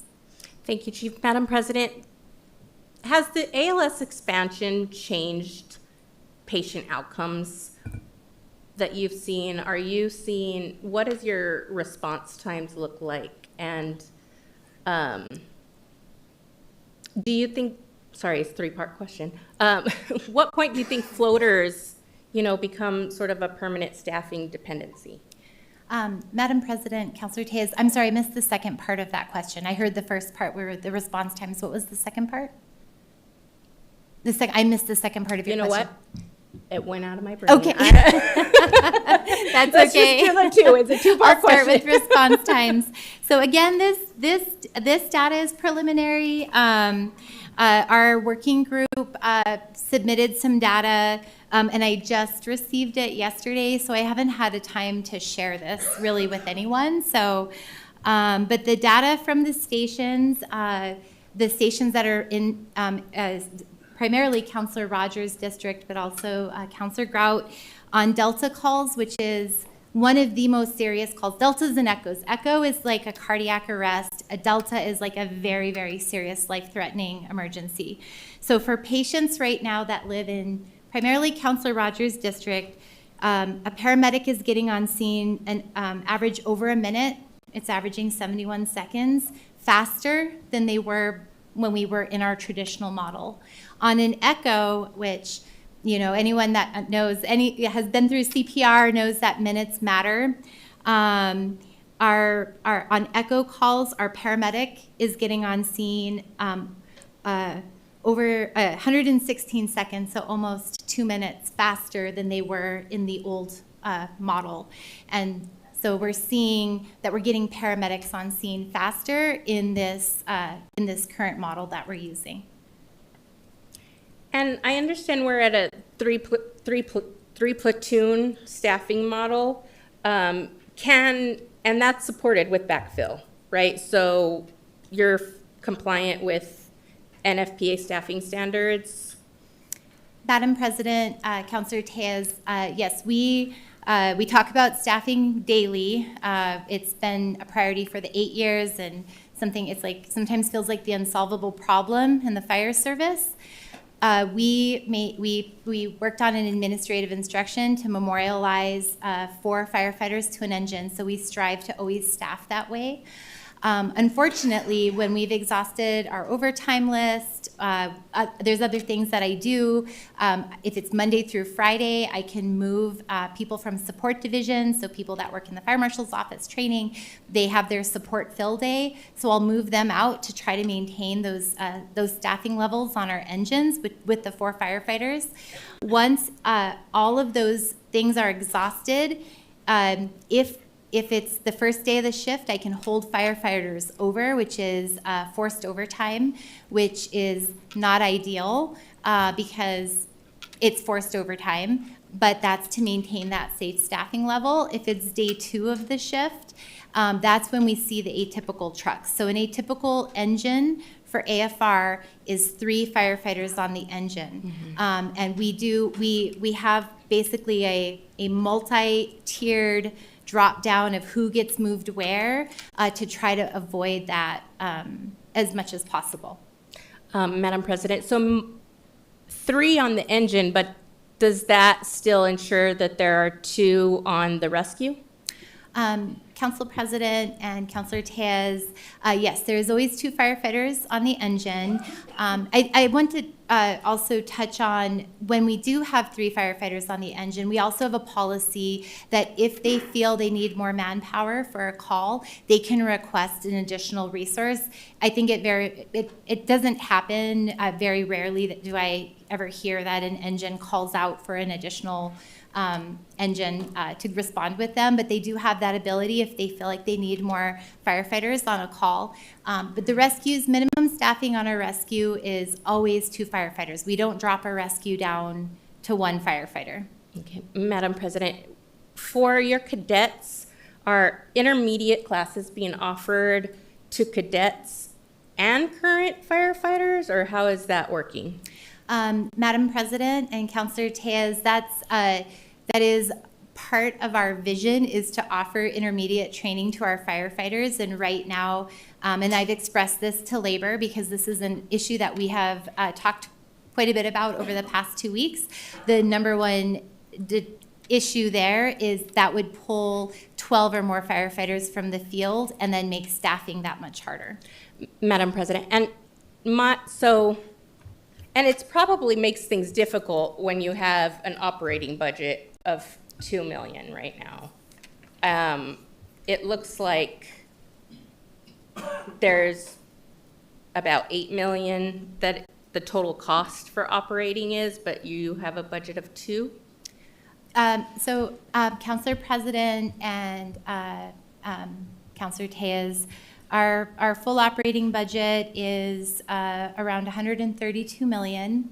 $122 million is in staffing, is in wages for the department, and then that leaves us with the remainder, about $10 million that goes to different things, transfers to utilities, and so it just kind of, do the math backwards, kind of gets us to. We also do have fire fund. So because we have an ISO 1 rating, the state pays fire fund out to the departments based on your ISO 1 rating. And that's a way that we're evaluated for our service. Our fire fund is an avenue that we get every year for having an ISO of 1. We get a certain amount of money for each main station and substation in the department. And that money that comes in helps us buy fire engines, station repairs. So that is also money that we receive that's very specific generally to station repairs and fire trucks. And then, of course, another revenue that a lot of our departments receive is GEO bonds. But yes, if we're specifically talking about operating, that breaks us down to there. Madam President, I promise I'm almost done. I'm a yapper. When we look at the 122 for personnel, is that include the $7 million of overtime?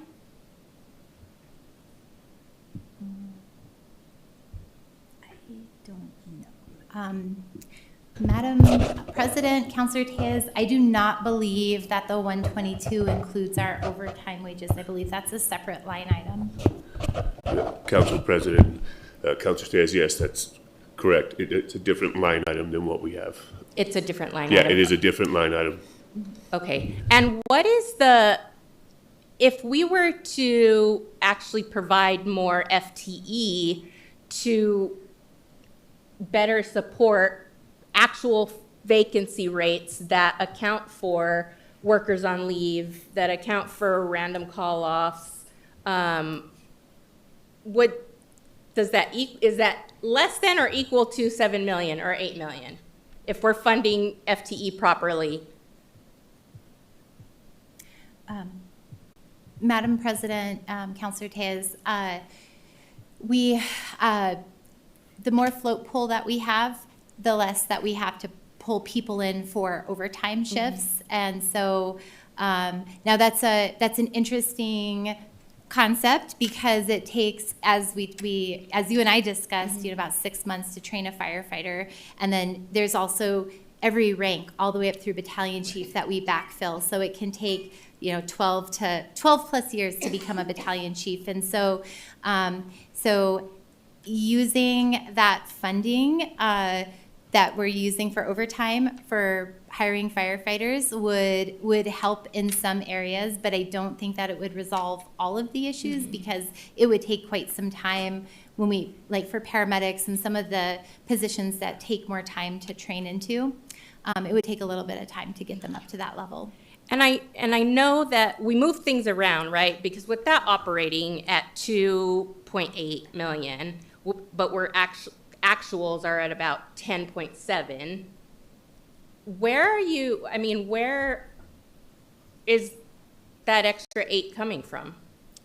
Madam President, Councilor Tejas, so our budget, I've been a part of this administration for 8 years. And we've talked about our operating budget every year. We have our projections, and then we have where we kind of end up at the end of a fiscal year. And so we try to be strategic with how, there might be accounts that we're not going to spend down to try to come in as close to budget as we can. Whenever we make those decisions, we make sure that it's not equipment or anything. We don't want any of the boots on the ground to feel that like we might be, not spending down an account. So it's we're not going to repair HVAC. We're not going to get them equipment that they need. So we try, we have what we project, which is usually around that, and then we have where we come in, which is usually much lower than that. And then when the city sends over the budget at the end, we generally get, I believe, made whole by the general fund or any other department that maybe came in under. Madam President, and again, last question, I promise. Okay. Sorry. So, and I guess this is Chief Jaramillo, maybe Dr. Singal. How are we tying any sort of, do we have performance definitions? Do we have any sort of baseline requirements? What type of regular reporting is tied directly to funding decisions and these budget and how you're creating this budget to ensure that we are, appropriately funding so that we are considering these different elements when looking at the real vacancy rate, right? And how we're just allocating the budget requests. I don't understand the governance behind it because I don't see it. Council President and Councilor Tejas. So we are working hand in hand with the department, and we continue to meet with them to try and restructure their budget correctly. And one of the issues that happens is we're restructuring is fire. There are a few departments that are unique. So a vacancy, there really doesn't create any vacancy savings because you have to have somebody there. So it's like our solid waste workers in our police department. So it actually costs you money when you have those vacancies. So trying to get those vacancies filled is what we've been restructuring to do to make sure that we can have people there, because it does cost more, and that's why that overtime rate gets so high, because it's unanticipated. And then we have to take into consideration things such as people on FMLA, parental leave, all those things happen, but one of the other things we really don't know until we're throughout the year, going through the year, is retirements. So we may be having people in the academy, but you have to fill the retirement rate as well as backfill those positions. So it's an ongoing thing that we work with the chief throughout the year to make sure we do our best to project the budget and then adjust it throughout the year, and then we do it at the year-end cleanup to make sure that they meet budget. Thank you, thank you. Thank you. Counselor Grau. Thank you, Madam President. Chief, thank you for being here. Thank you for being always accessible. I know that there has been some disagreements between the union and yourself, and I do hope that you can have a compromise. Councilor Bassan said it most eloquently. Councilor Fieberkorn also said the same things that I would say. You've always been accessible. You always return calls, and I know that, but it breaks my heart to see this friction. And we have a duty to serve our community, and our firefighters, I just, every day I'm grateful for them more and more. You know, the things that I see that they do, and I couldn't do their job. And so we need to listen to them. And I know that your team behind you, they respect you greatly, and that makes me happy too. So my request would be that you work very hard, and compromise. You need to make some more compromises. I know you probably have, like, there's two sides, but I think that I want to see change. I want to see smiles on everybody's faces. But I do support you and the work that you do and what you do in the community. Thank you. Thank you. Mm-hmm. Thank you, Councilor Lewis. Madam President and Chief, just one last, I guess, brief conversation. You and I had a big disagreement this last year, and as well as with a majority of this council. And what I believe is a majority of the people who work for you, the union that represents, let's just say, at least a majority of the people that work for you. We had a big disagreement, and I think you were sincere about it, and I think that that we were very sincere about it. It was some pretty deep-held beliefs and a difference, and in this specifically regarding that ALS expansion and 2 paramedics on a rescue, and I think there were great cases to be made, and very passionate about it, and whether we could hold you to that with a law that was passed by the majority of the council, whether the union and your workers could hold you to it or not, whether we have the ability to do that with laws and ordinance changes, or even with lawsuits that are filed and things like that, whatever turns out with all these things. What kind of weight do you give that when you make decisions as a leader? What kind of weight do you give again, this council, me, let's just say a very large group of your workers? When you make decisions, what's the percentage of weight that you give to that decision regarding those opinions? Madam President, Councilor Lewis, there's as fire chief, there are multiple areas that I have to consider. It includes the weight of city leadership, the council, firefighters, the public that has an expectation of our department as well, and those are discussions that we're constantly having in our department. We have these discussions at labor management. We have disagreements. We have processes in place to resolve those disagreements through our labor board. And as long as I've been part of our administration, there have been times that the union has filed PPCs against administration or vice versa. And And then we have this great system set up in the city where the labor board is able to make those decisions on, like, here's the dispute and here's a board of experts that can resolve that conflict and that dispute.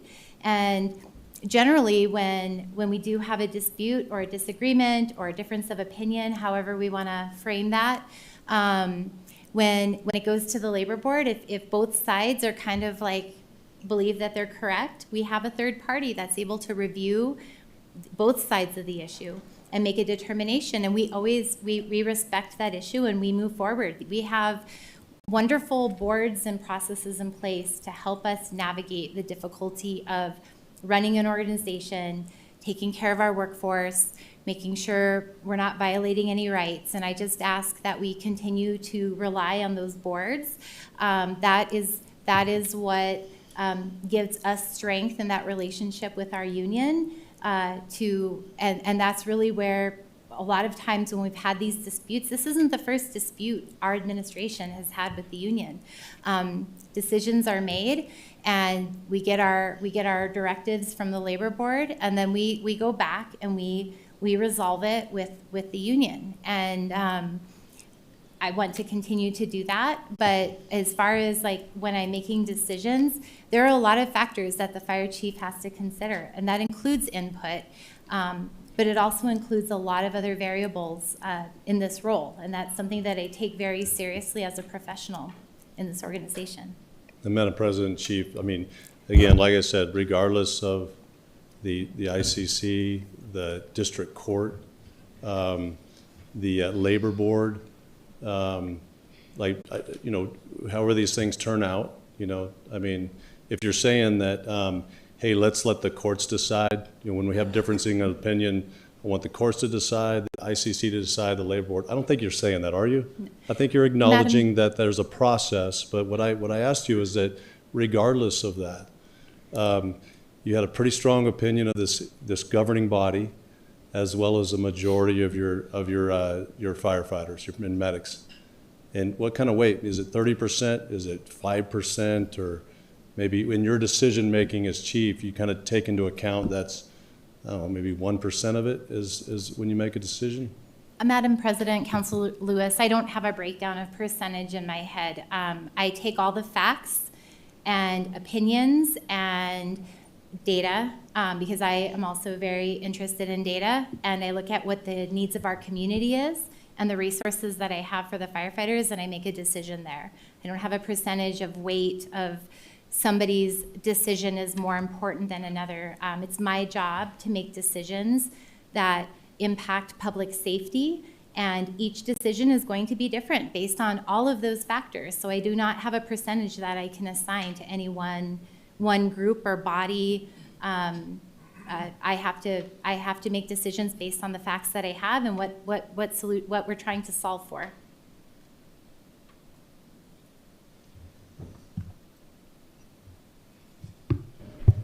Okay, so I'm going to ask Mr. Tippman to come up in just a second, so we'll conclude that. The questions, I'll just make my comments just to say that, I really appreciate you. We've done a lot of great things in District 3. We opened the first fire station in 20 years in the district. Really proud of that. The workers there, the young man who is actually in charge there used to be our neighbor's son. So, I'm just really proud of, all the work that they're doing out there.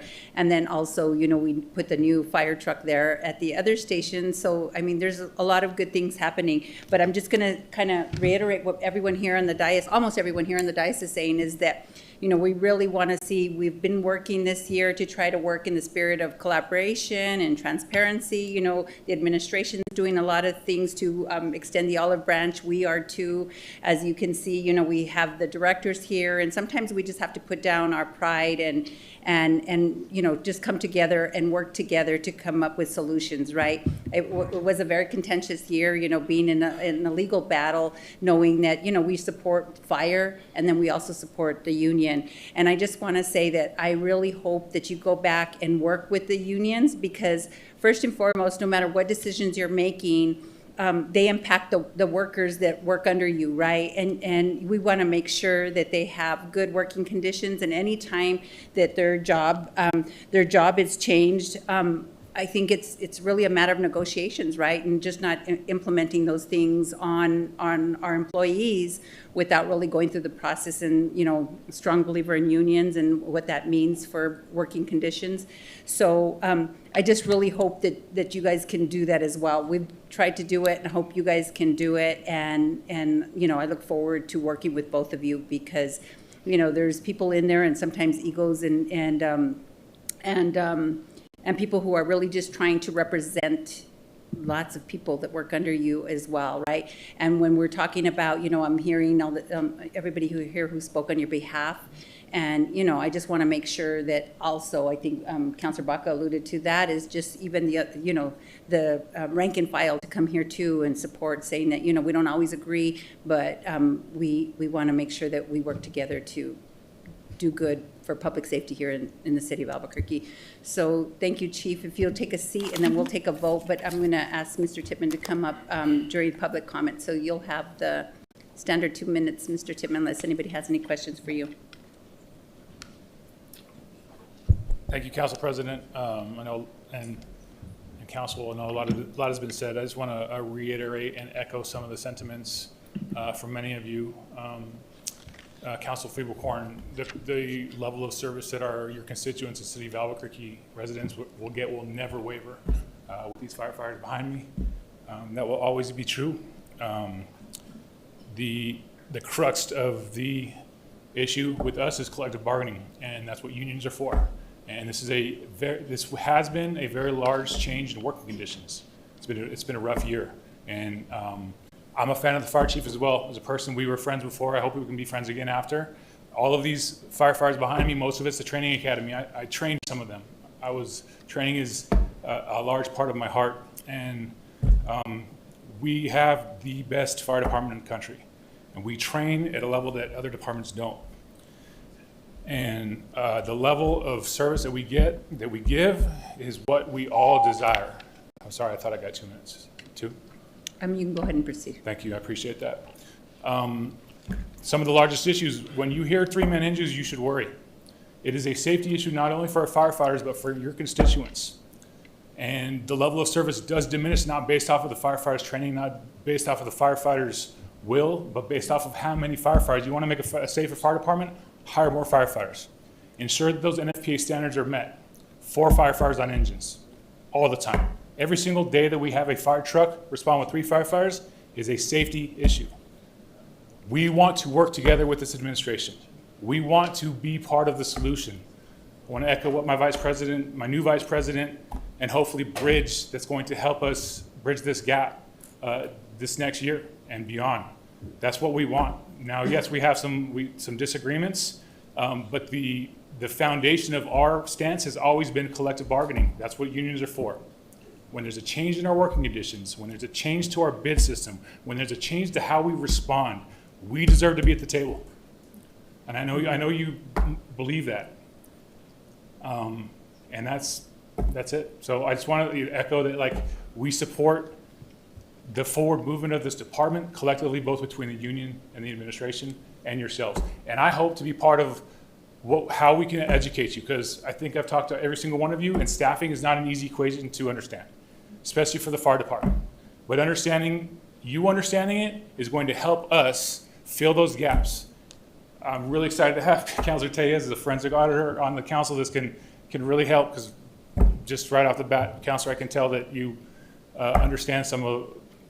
It takes a while. It took a while for me to understand it, and I think I really look forward to fixing this problem and dissecting all of the data so that we can do that together collectively. So thank you for your time, and I'll take any questions that you guys have.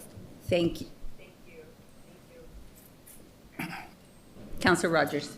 Thank you, Madam President. I appreciate the ability to ask 2 questions. One, Chief mentioned forced overtime on the first day off. Can you explain, in your experience from your members, how often that's happening? Yeah, thank you, Madam President and Councilor Rogers. Forced overtime is something that nobody likes. We don't like it. Currently, legally, they're allowed to hold somebody over from their 48-hour overtime. From their 48-hour shift. That next shift, they can hold them over and force them to work in overtime. We have never agreed to forced overtime. We think that the mental health and the health of our firefighters is first and foremost, and asking them to work 56-hour work weeks is already straining their family, their balance, their work-family balance. And, you know, back to this conversation about staffing and how we're going to collectively do that, we got to be on the same page. Our disagreements come from the fact that our firefighters are suffering because of the staffing imbalance. It's not a number on the side where there's a negative on vacancy.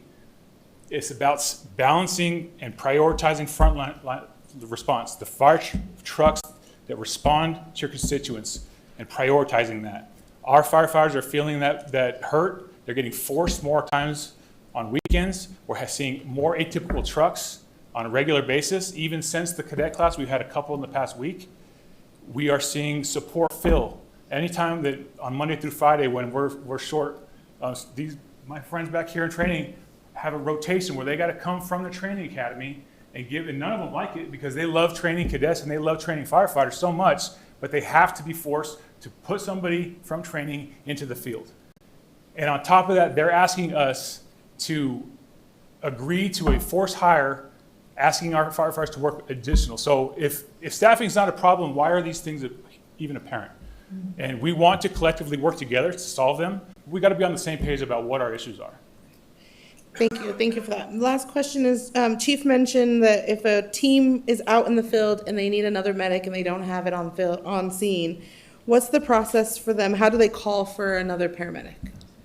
Council President, Council Rogers, thank you for the question.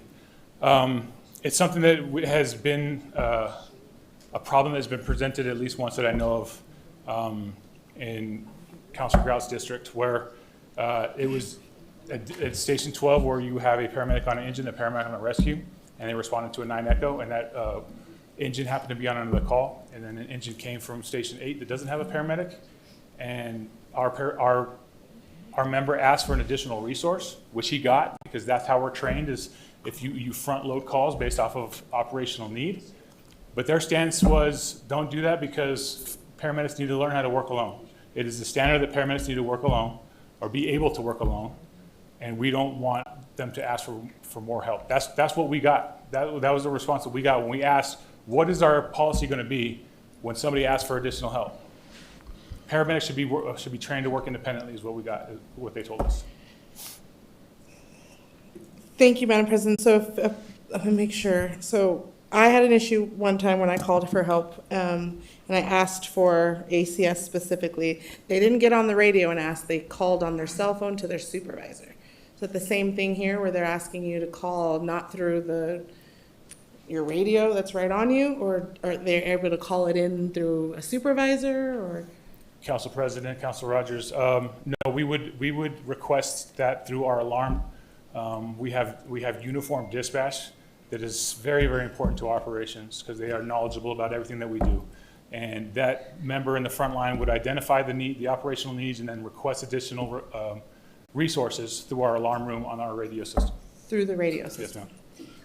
Thank you, Madam President, and that brought up one other question.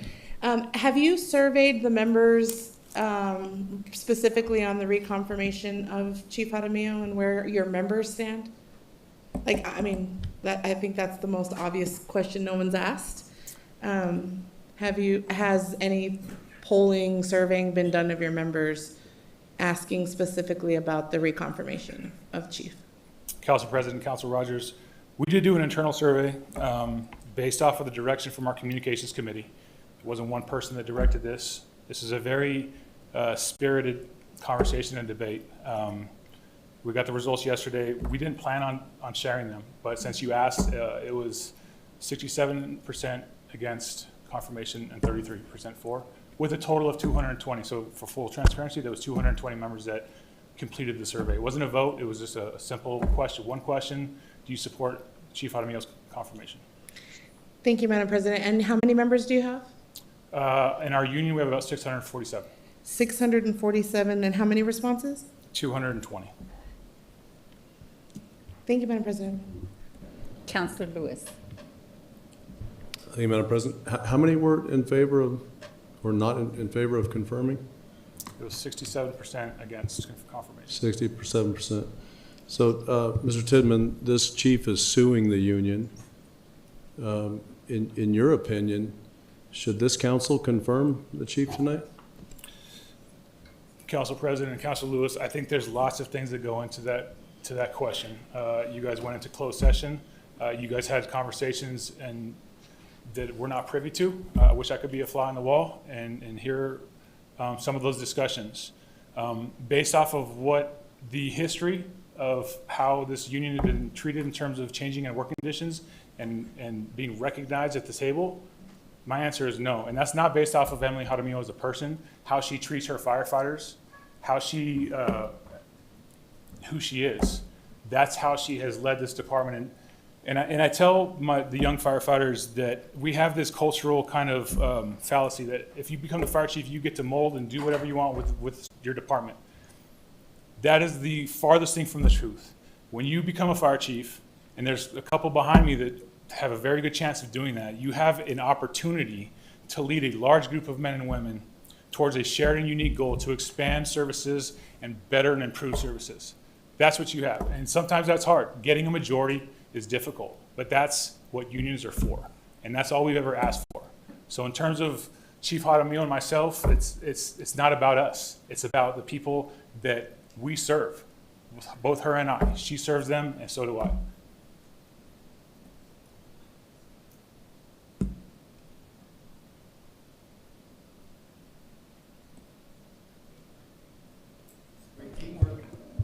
Thank you. Thank you. Thank you. Excuse me.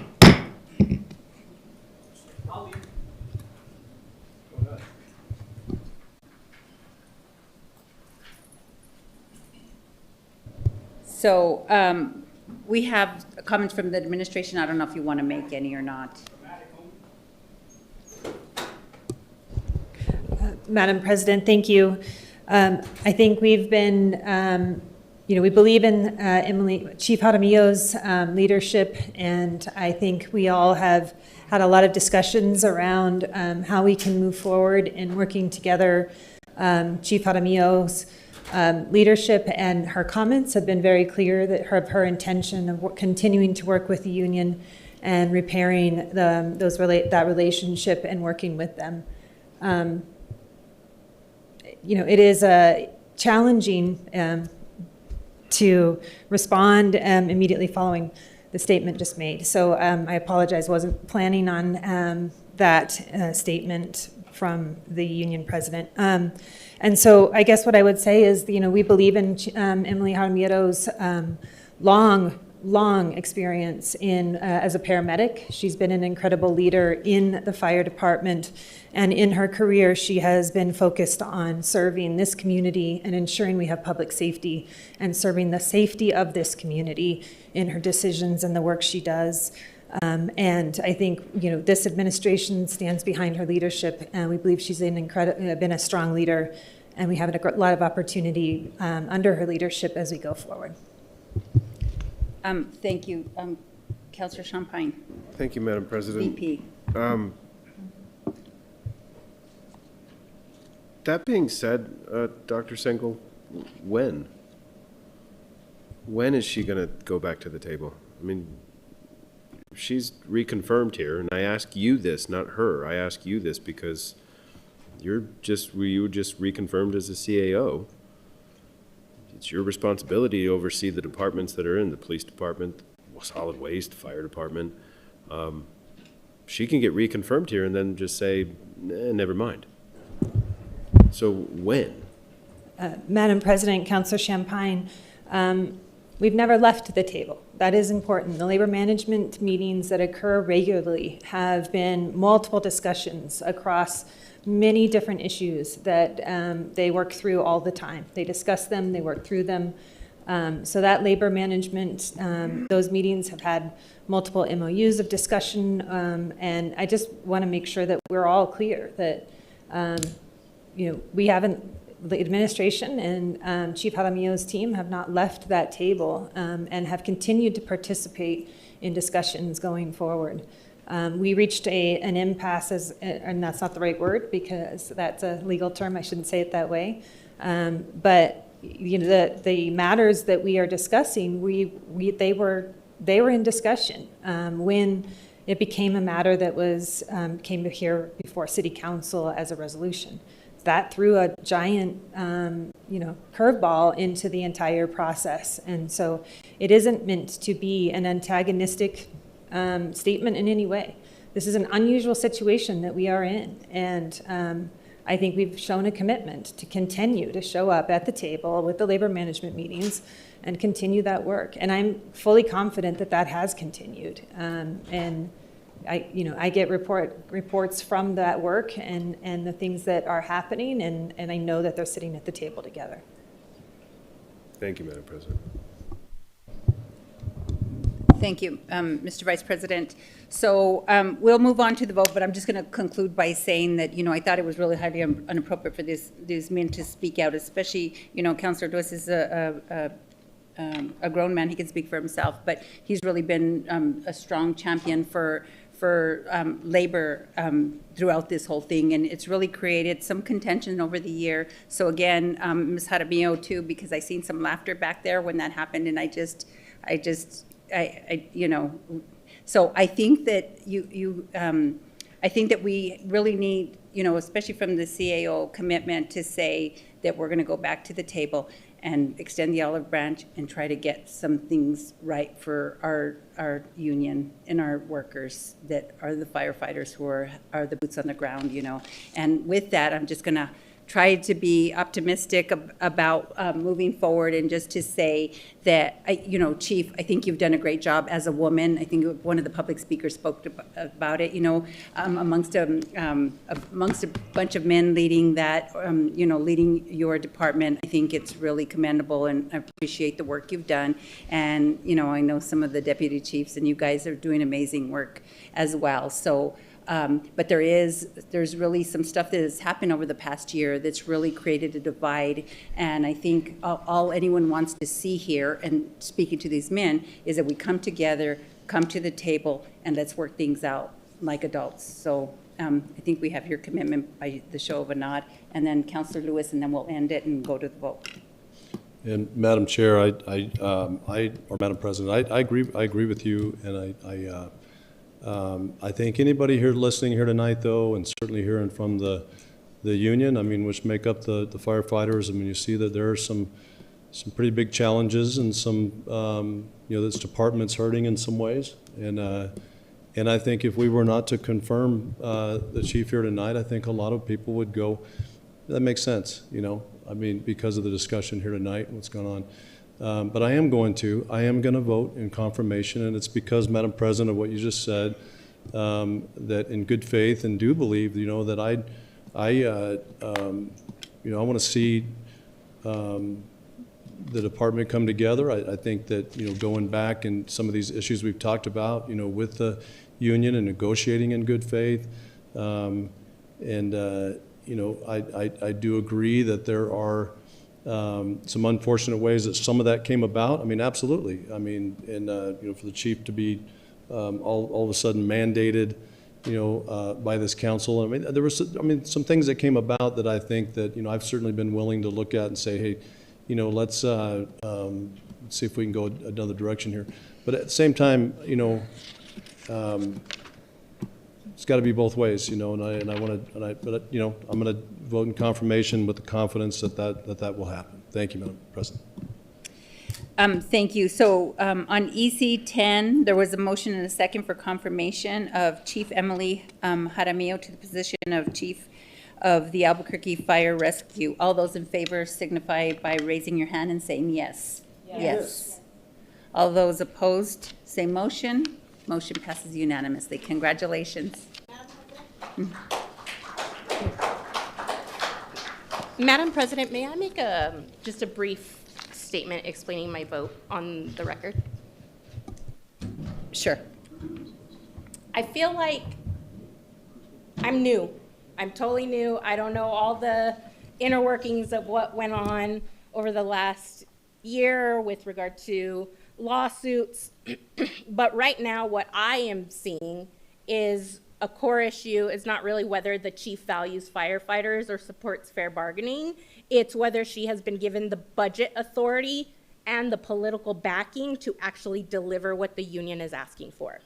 And we all know that we cannot negotiate with empty pockets.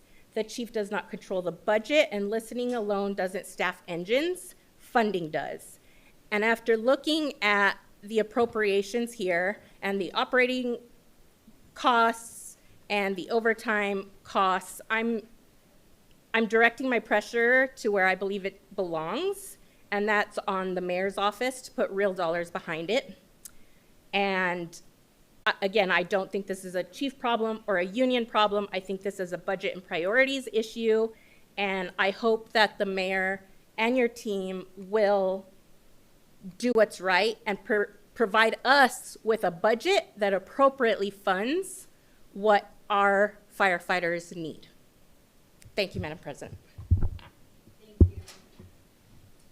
So we will now move on to, if I can find my place here, we'll move on to EC 13, request approval of social service agreement with, nope, we did that, didn't we? Nope. Okay, with Catholic Charities to implement and operate a housing resource center and move-in mentor program. I move approval. Second. There is a motion and a second for approval. Is there anyone signed up to speak on EC 13? Mr. Cornelius? Thank you, Madam President. We have Lisa Christopherson. Lisa has not joined us tonight, Madam President, so there is no extra comment. Thank you. Okay, okay. So any questions from the administration on EC 13? Seeing none. There was a motion and a second, correct, Michelle? We got the second down? Okay. So all those in favor of EC 13 signify by saying yes and raising your hand. Yes. Yes. All those opposed, no. Same motion, same. Sorry, did I miss something? No, I didn't. Okay. That motion passes. So then EC 14, La Semilla Project Next Gen Resource Management Internship Program Contract. I move approval. Second. There's a motion and a second by Councilor Feeblecorn. Is there anyone signed up to speak, Mr. Cornelius? No, Madam President. Thank you. Councilors, any questions? Seeing none. All those in favor of approval of EC 14, please raise your hand and say yes. Yes. Yes. Opposed, same sign. Motion carries. Now we are on to EC 1, request for use of FY25 Fund 265 Rapid Rehousing Project appropriated funds to increase the heading home contract by $662,526.92 to maintain housing for 92 households through the end of FY26. And as I'm talking about EC1, we have a companion bill, which is R1, but we will move this one first, so I move approval. Second. There's a motion to second by Councilor Feeblecorn. Are there any questions from councilors? Seeing none, is there anyone signed up to speak? Yes, Madam President. We have James Freeman to speak.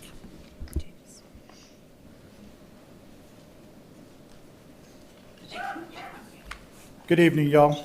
I know Ms. Chavez pretty well over here. We both serve on the Housing Voucher Task Force together that this body created a year ago, and I can tell you she knows more about housing vouchers than pretty much anyone in the city of Albuquerque. She really knows her stuff. She needs this money. I was fortunate enough, I stayed at the AOC back in 2016, which is their overnight shelter, and I felt incredible passion, compassion, and love at that agency. And so I always, when I get a chance to speak highly of Heading Home, I always do. It's a terrific agency. Even 10 years ago, it was the shelter of standard. It was so much better than the West Side. But you know, they're still doing an incredible job over there, and I think this money will prevent homelessness, which is always important when we can do prevention. So I strongly urge your support. Thank you. That concludes comment. Madam President. Thank you. Any questions from the councilors? Councilor Rogers. Thank you, Madam President. Just a question for administration. Do we know how much is in the general fund now? Council President, Council Rogers, we have submitted that. We had our exit conference, and we did have council staff there, and we are waiting for that to be released. But yes, that's the general fund balance. Thank you. Thank you very much. Thank you. So are there any other questions from counselors? Seeing none, we will take a vote. So all those in favor of EC 10,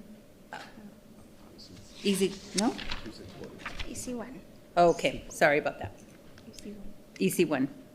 Please raise your hand and say yes. Yes. Opposed, same motion, same. That carries. Thank you. So now we're on to final action. So here we go. Councilor Feeble-Corn by request R1. R1 is approving and authorizing a request to increase heading home by $662,526.92 to maintain housing for 92 households in fiscal year 2026. I move it to pass. There's a motion and a second by Councilor Rogers. Is there anyone signed up to speak, Mr. Cornelius? Did No, you Madam want to President. open on your bill? I would just say that this is, you know, a really important project. We have 92 households that are housed with this contract, and would hate to see them unhoused. We have enough of a problem with unhoused neighbors right now, so urge that we would all support this. Thank you.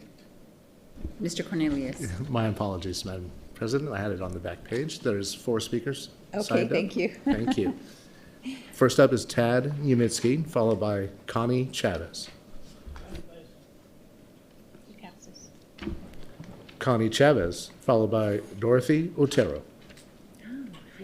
And councilor members, thank you for the opportunity to give you a little bit of context with this, and Councilor Feeble-Corn for carrying this for us. Just to give some context, at the end of fiscal year 25, we had 153 households in this project. Today, we're at 103. So that is through the provision, just want to be very clear, that's through the provision of case management. We're able to move households on, get them the wraparound services that they need. So I strongly urge your support. Thank you. Thank you, and I'm just going to put in a little plug. I think you do some amazing work, Connie. You know, I have some experience with you, and I just think that you're just a blessing in disguise. So thank you. Thank you very much. Up next, we have Dorothy Otero, followed by Teresa Storch on Zoom. Thank you so much for having me. Madam President, members of the council, I've been privileged enough to serve the city of Albuquerque in the unhoused community for the last 36 years, working in housing, working with Heading Home has been a privilege to me. The clients that we serve, especially the families, depend on the support. We currently have a little over 300 households in my housing programs alone, and 142 of those are children. So they really depend on this funding to continue on their housing journey. So on their behalf, I thank you. Teresa Storch on Zoom, please. Madam President, Council, thank you. Very short remarks. The first gentleman said it so eloquently. I'm getting the feeling that you will pass this. Nonprofits carry so much important weight in our community, especially in the arena of housing, and the Heading Home model is just wonderful. So please support this, and thank you. Madam President, that concludes comment. Thank you.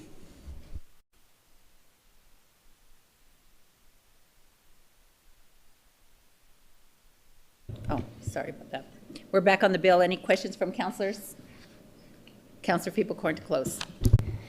Thank you. I can't stress enough how important it is that we have programs like this that provide people assistance and help getting back on their feet.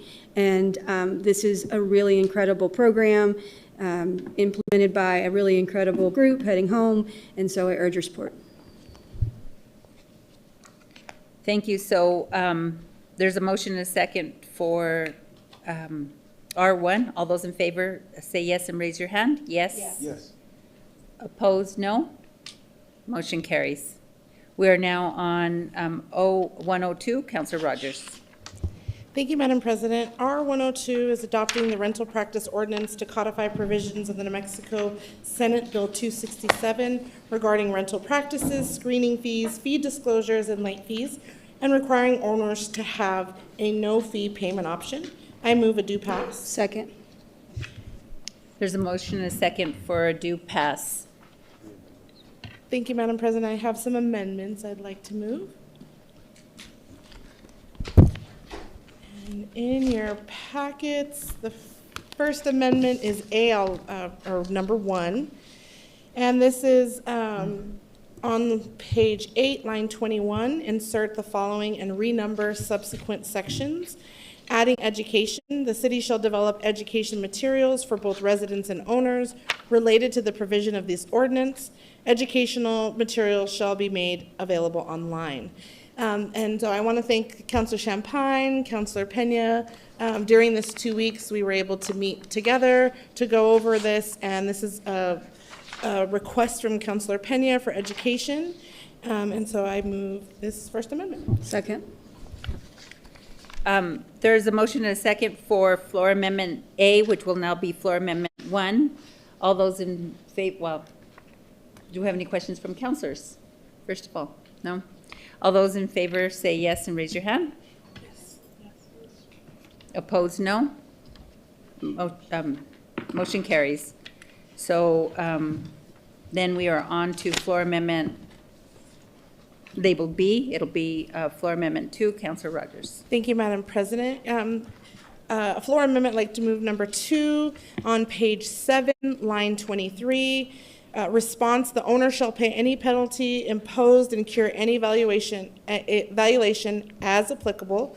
Request mediation or a hearing by the response due date as indicated in the notice of violation. And we're just adding alternatively, an owner may show proof of private action or enforcement by another authority initiated prior to the date on the notice of violation based on the same facts as alleged in the notice of violation.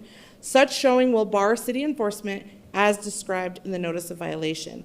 And this is again in direct response to our real estate professionals worried about duplicative fees, even though we have processes at the city and at code enforcement to make sure we can avoid that, because we have lots of other ordinances that also have state laws.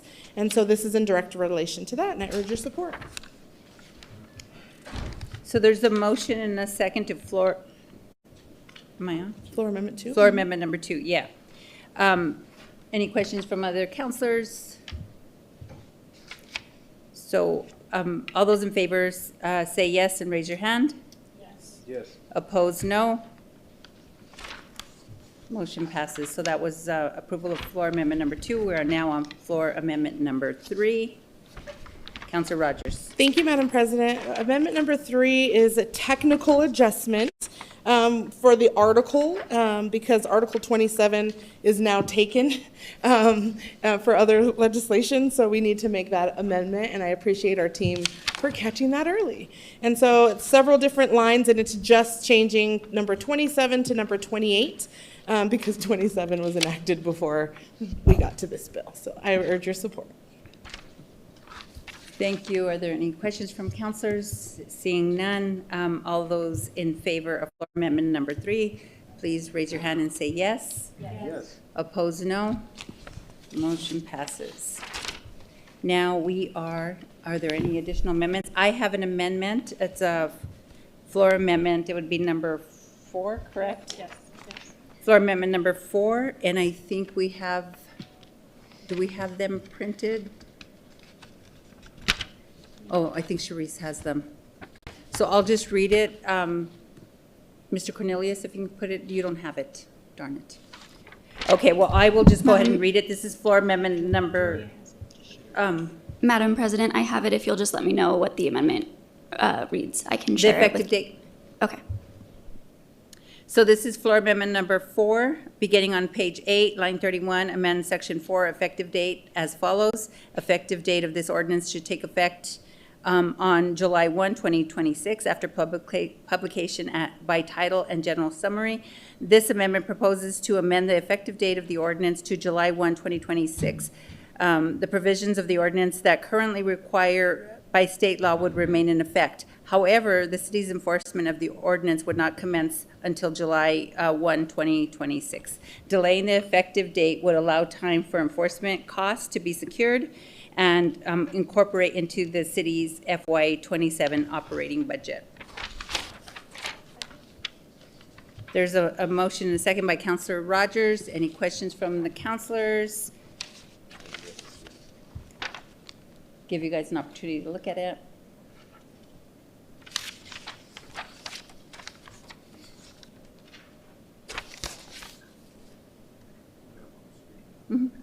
Yes, Counselor Rogers. Thank you, Madam President. I appreciate that. And we did get some information. We had to rework the budget analysis because I definitely asked for that from code enforcement. So I appreciate that amendment, and I think it would help our department as well to prepare. So I appreciate that. Thank you. Thank you. Did you say there was someone signed up to speak on this amendment? Oh, it was on the screen. Okay. So there was a motion and a second. Any questions, additional questions from counselors?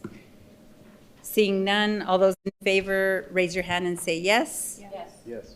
Opposed, no. Motion carries. So then we have floor amendment number 5, which, do we have that one as well? If you can put it up in the screen. Was that passed out? No. So this would be floor amendment number 5. Beginning on page 8, line 33, insert a new section 5 as follows. Section 5, communication with state, the city, including representatives of both the administration and council services, is directed to contact the New Mexico legislature and the New Mexico Department of Justice, Attorney General, to discuss state enforcement processes for the provisions of Senate Bill 267, 2025, Number 2, expectations regarding the role of local governments in those processes. And 3, funding and other support available to local governments that elect to adopt local ordinances to assist in enforcement efforts. So this amendment proposes to require the city to communicate with the state regarding enforcement of the provisions of Senate Bill 267, 2025. I'll make a motion for approval of floor amendment number 5. There's a motion and a second by Councilor Grout. Are there any questions from councilors? So it looks like there's 3, and I think, did you have your hand up, Vice President? No, ma'am. Okay, Councilor Rogers. Thank you, Madam President. I appreciate this amendment as well. I'd like to go to Garrett because we did, since we've last met, I have in good faith, because that's what our colleagues asked for, is that we would continue to work with the state. So we did have, I did speak with the sponsors of the SB 267. We had a press conference together to talk about their surprise at what we found here at the city. And I think this is really a great, like, we don't often connect in this way, surprisingly. When their state law is enacted, they kind of go like, all right, great. And they've done the work, right? But there's not really a follow through on how it actually works in practicality. So we recently, this is from our Consumer Protection Department. They spoke with the DOJ Consumer Division Investigative Representative on January 14th. She explained that there is currently no city ordinance allowing enforcement on the action. And if you scroll down, oh no, that's perfect. So they have said that they're going to find out from their leadership, because they also were not aware of SB 267 in the Consumer Protection Department at the Department of Justice. So I appreciate this coming up, because now we can, which I love, work on process improvement to make sure that we can do this. So I appreciate this, and I think we've already started that work, and this is a good addition to carry that forward. So thank you. Thank you. I think there was a second. I didn't capture who the second was. I think you have it. So are there any other questions? I think Councilor Lewis, did you raise your hand? On the amendment, Madam President? Yes. No, that's okay. Okay. So any additional? No? Okay. So with that, there's a motion and a second for floor amendment number 5. Please raise your hand and say yes. Yes. Yes. And opposed? Motion carries. Okay, so we are back on the bill. Councilor Rogers, if you wanted to add anything. If not, I'll go to some comments from councilors. Okay, Councilor Lewis. Madam President, thank you. So we still have I know we had an amendment there that clarified that tries to deal with the duplication of of fees, but it does beg the question that, what is the state, going to do? Have we already talked to the Attorney General? I mean, the state legislature passed a law and put penalties in that law. When you put penalties in a law, you assume that you have the capabilities to enforce it. You're collecting penalties, you're creating probably positions, or you're funding the ability to be able to enforce it. So have we had conversations with the Attorney General that they're going to enforce their own laws in the state, including the city of Albuquerque, maybe for our staff or the sponsor? Thank you, Madam President, and thank you for that question, Councilor Lewis. I have not spoken directly to our Attorney General, Raul Torres. I tried to catch him at the MLK March this weekend, surprisingly. But we have heard from his team directly in that email that they need guidance from their leadership, because their process is to send it to the municipality best suited to enforce it. And they, in this email, directly from them, that was the city of Albuquerque, which is why they sent the complaint to us. And so I would like Victor or Julia to talk about, we have a ton of ordinances already that are also state statutes. I think I brought up speeding in the last one. We have a city ordinance, we have a state ordinance. But in that case, we don't say to the state police, why aren't you enforcing speeding in the city of Albuquerque? And so I think here I'm asking for the same on the civil side. But if our legal team has anything to add, I would love that too. Council President, Councilor Rogers, that's correct. There are several ordinances that cover, there's too much to name in such a short amount of time, but there are ordinances that cover the same conduct and are addressed in, for example, an easy example is criminal statutes. They cover the same subject material, but they cover different penalties depending on the level of enforcement at the municipal and at the state level.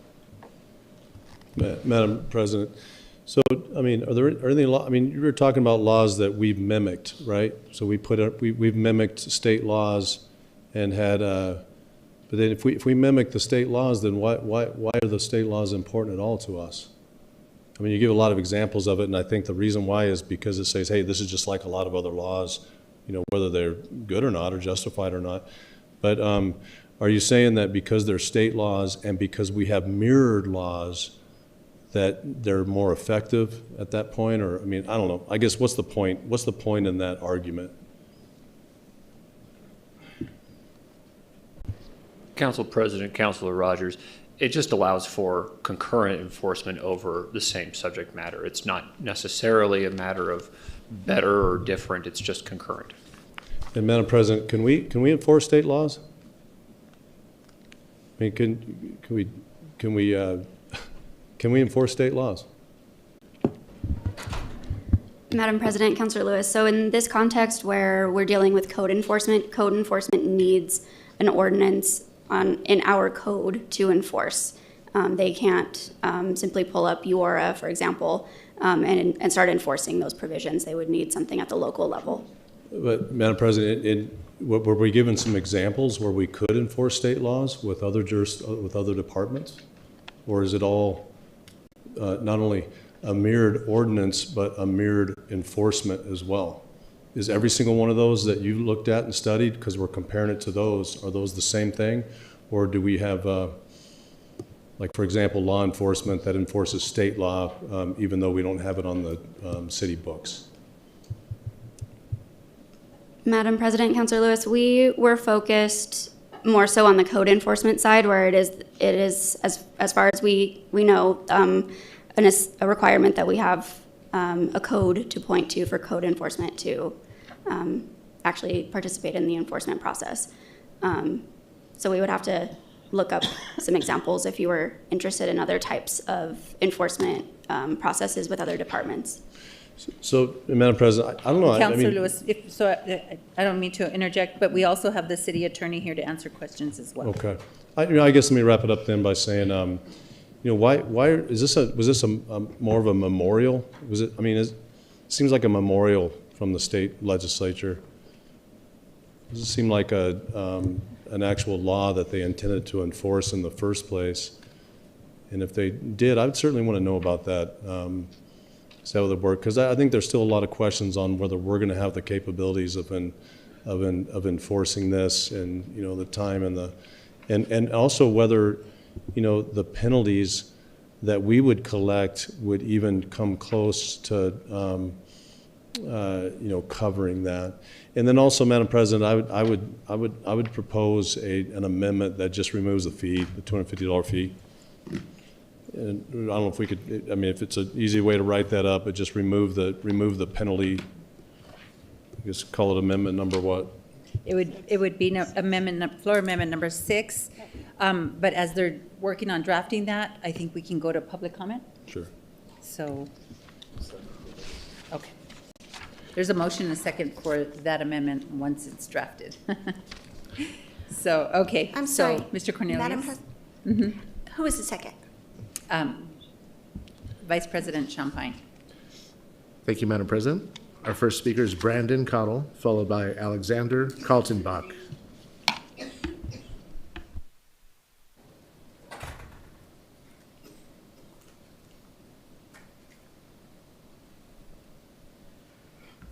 Good evening, Madam President and councilors.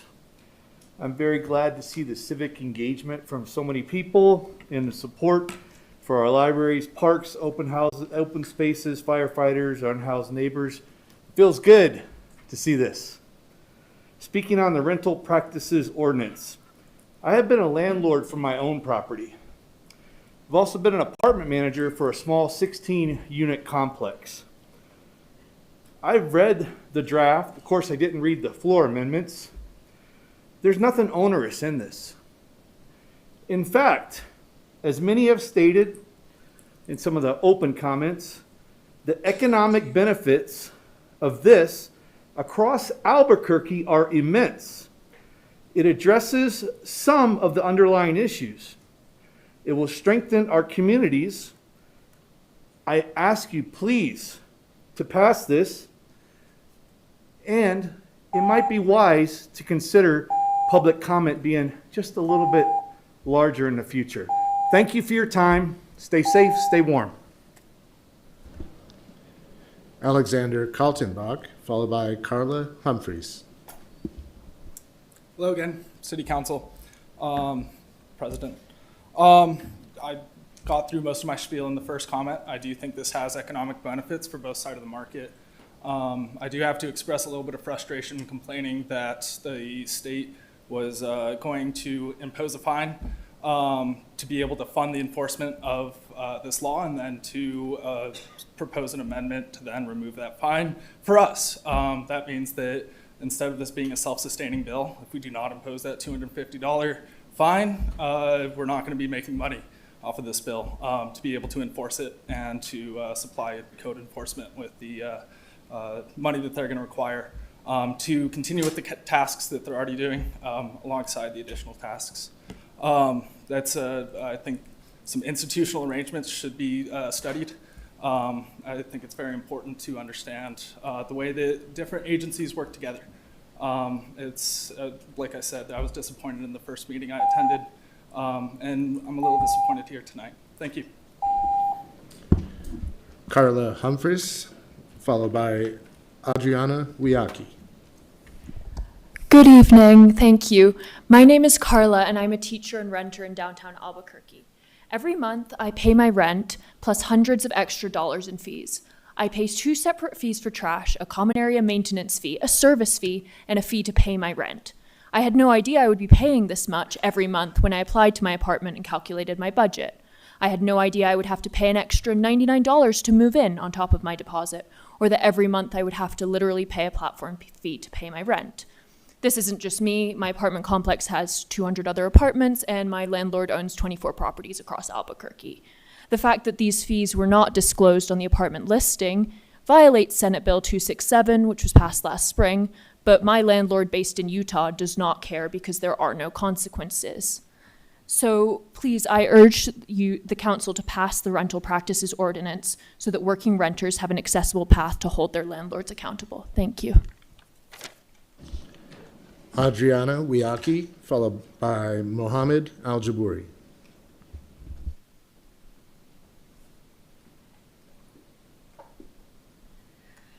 everybody. My name is Adriana Wiaki. I am a housing justice organizer over at Olay. Tonight we are here to make our voices heard. We are speaking in support of this ordinance because we believe in this bill. What we have seen at City Council throughout my 3 years as a housing justice organizer is that the City Council does not care about renters. Voting yes on this bill, as is unamended, shows that you care about renters. This bill is important to be passed at the city level because what we're seeing is the city passing the renters to the state, and then they go back to the city, and we're stuck in this loop because there is no enforcement around bills like this. And there was right enforcement in the original bill, which also got amended and taken out at the state level. The cap of late fees is a great part of SB 267 that was passed because we need more landlords to continue, because we need more. Landlords continue to read laws as optional for them. Please vote yes on this bill, and thank you to Councilor Rogers. Mohammed Al-Jabouri, followed by Thomas Abeta.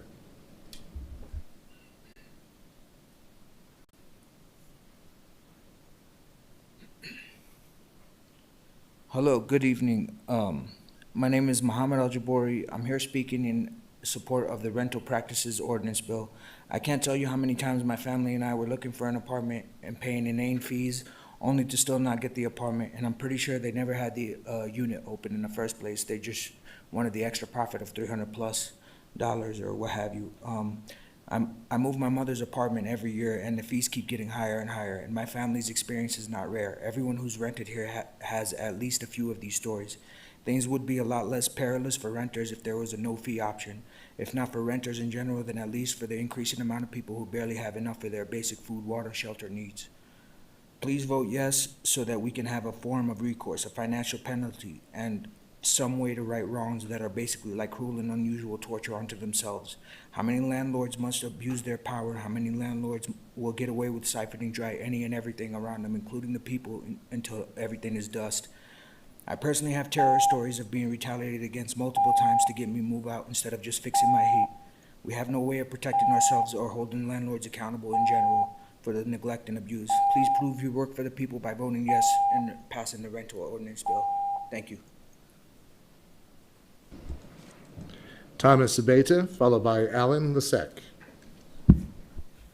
Could I ask the administration to stop working on that amendment? You're not going to need it. I would also like all the city councilors to check your email. I just sent you a text message from Josh Price, who's sitting right up there from the Greater Albuquerque Area Realtor Association.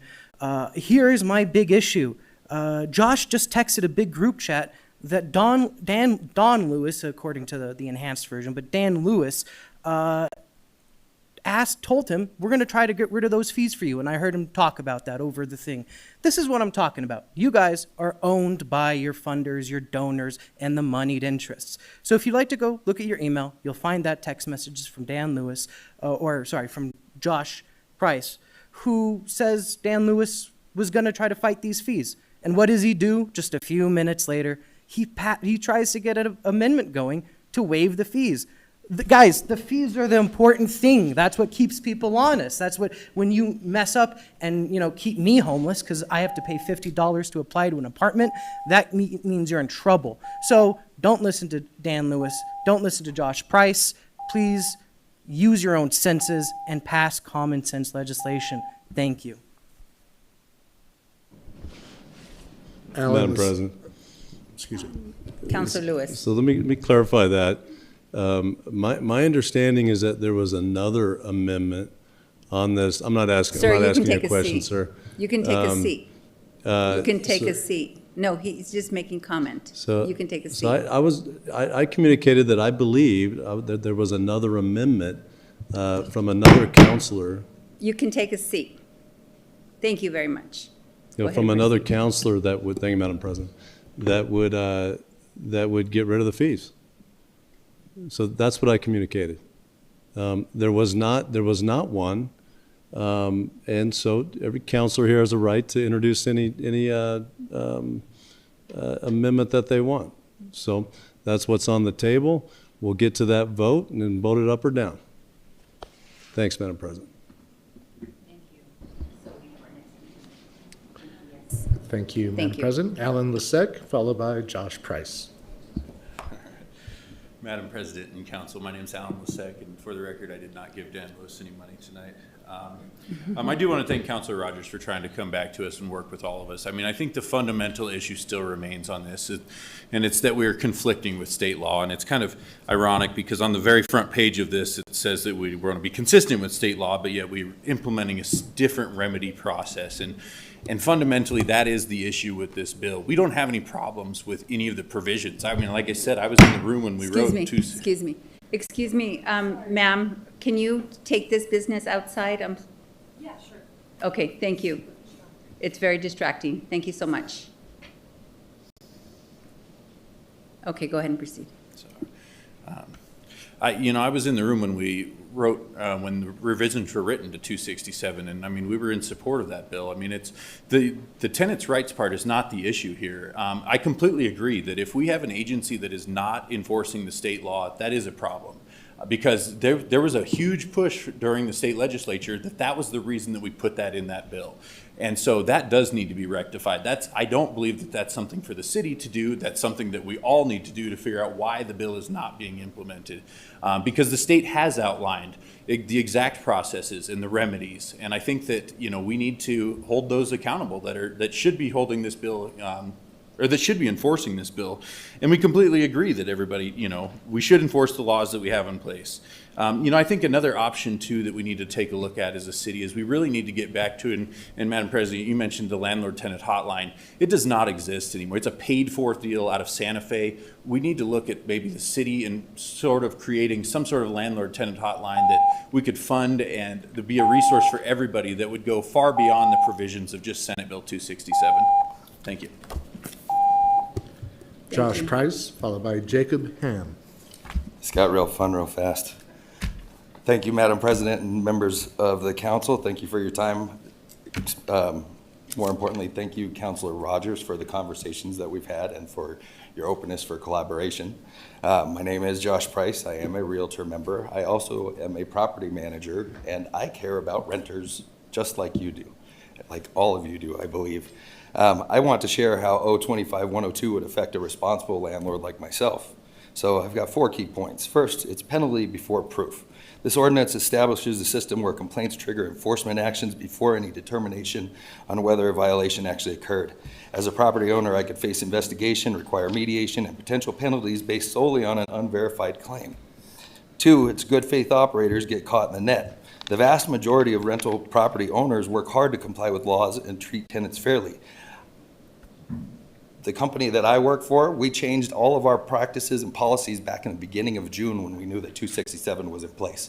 We changed the fees, okay. In closing, I'm asking council to trust that SB 267 is working to give it time to prove itself. Thank you. Thank you. Jacob Ham, followed by Andrea Calderon.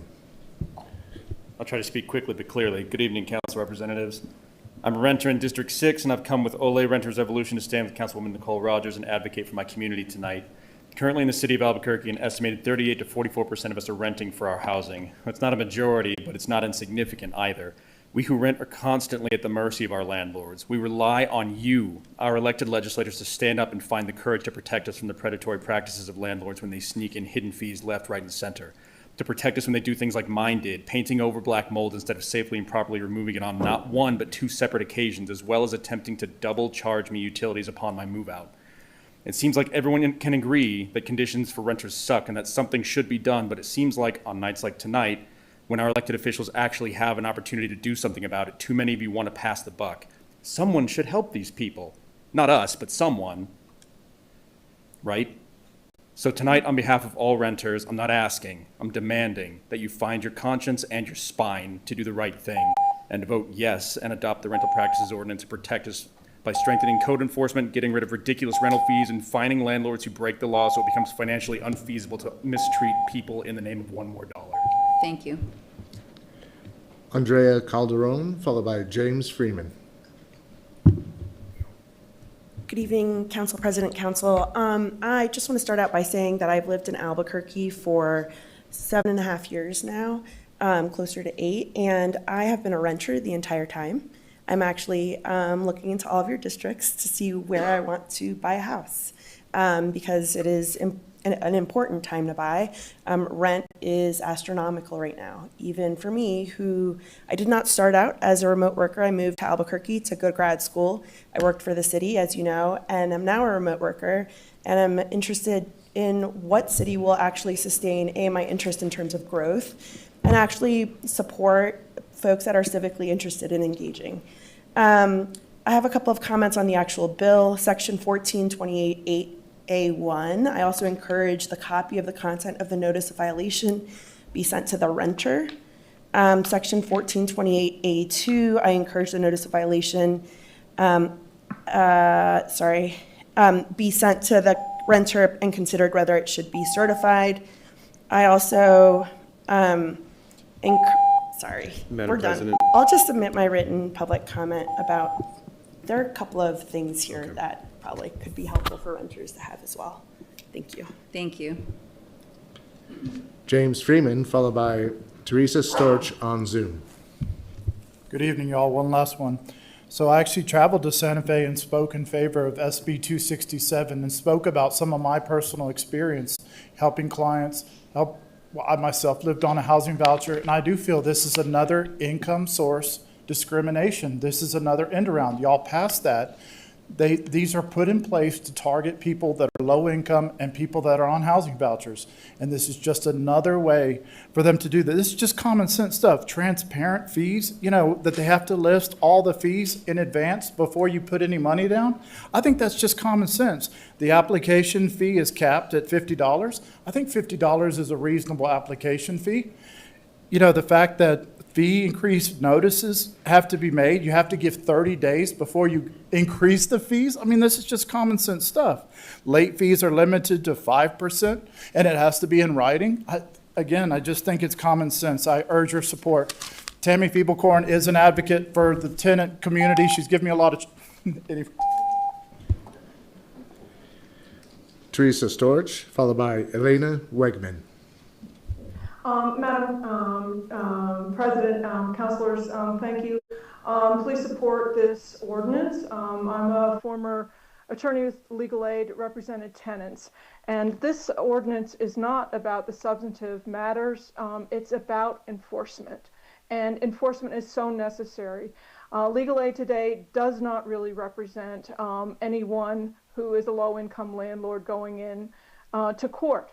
And it rarely did, even back in the day when I was one. Tenants lose in court unless they're represented. And any kind of private cause of action to enforce this, tenants don't have the fees in order to do that. So it becomes very important for everyone involved that these laws get enforced. Once they're enforced, landlords will know that they must follow them. And pretty soon we'll see the practice improving. We'll see tenants being treated better once landlords learn what they must do and once tenants know that the city has their back. So please vote in favor of this. Thank you. Elena Wegman, followed by Monet Silva.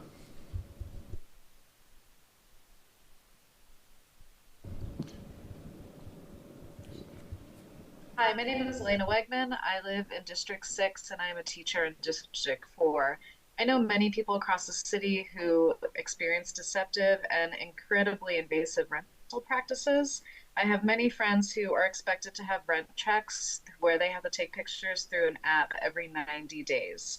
So within those days where they have to take those photographs through a third-party app that are owned by these huge rental companies across the city, within those 90-day periods, they also are expected to have in-person fire extinguisher checks and a separate in-person pest control. And while checking for the inside of an apartment for safety makes sense, to have somebody come in 2 or 3 times within a 90-day period, plus to have to take photographs of all of your interior spaces is incredibly invasive. So I don't think that these resources are actually being used for positive intent. These could be minimized to 1 visit, maybe annually or less than that. And lastly, I would like you to consider the rental ordinances for 0025102. And there was one more thing I was going to say. I don't think that these are intended to keep track of the repairs of an apartment because repairs aren't done. And then what ends up happening is that people end up eating the cost of missing any of these appointments within any of those 90-day periods. So thank you for listening to this and thank you for your time. I am lucky to not have this kind of situation in my apartment. Thank However, I know you. Thank you, ma'am. Your time is up. Thank you so much. Monet Silva, followed by Winter Torres. Council President and councilors, my name is Monet Silva, and I'm the Executive Director of the New Mexico Coalition to End Homelessness, and I'm here to ask you to support 025102. However, the penalties are necessary to enforce this bill. Application fees, inflated deposits, and recurring charges quickly exhaust limited incomes, push households into impossible trade-offs between rent and basic needs, and increase likelihood of eviction and homelessness. Policymakers, you all, have the power to change this by passing the ordinance and ensuring that the intent of SB 267, passed in the 25 regular legislative session, is upheld, ensuring full cost transparency and limits total move-in expenses, would remove these barriers and protect renters from predatory practices. The coalition runs multiple homeless prevention programs, both in Albuquerque and across the state, witnessing firsthand how undisclosed excessive fees are being unfairly added to move-in cost. These funds that could go towards rent and go further for others to use. So we hope that you will support this, and thank you, Councilor Rogers, for bringing this forward. Looks like Winter Torres has dropped offline, so we're going to go to Christopher Shane Tanner, followed by Chris Venegas.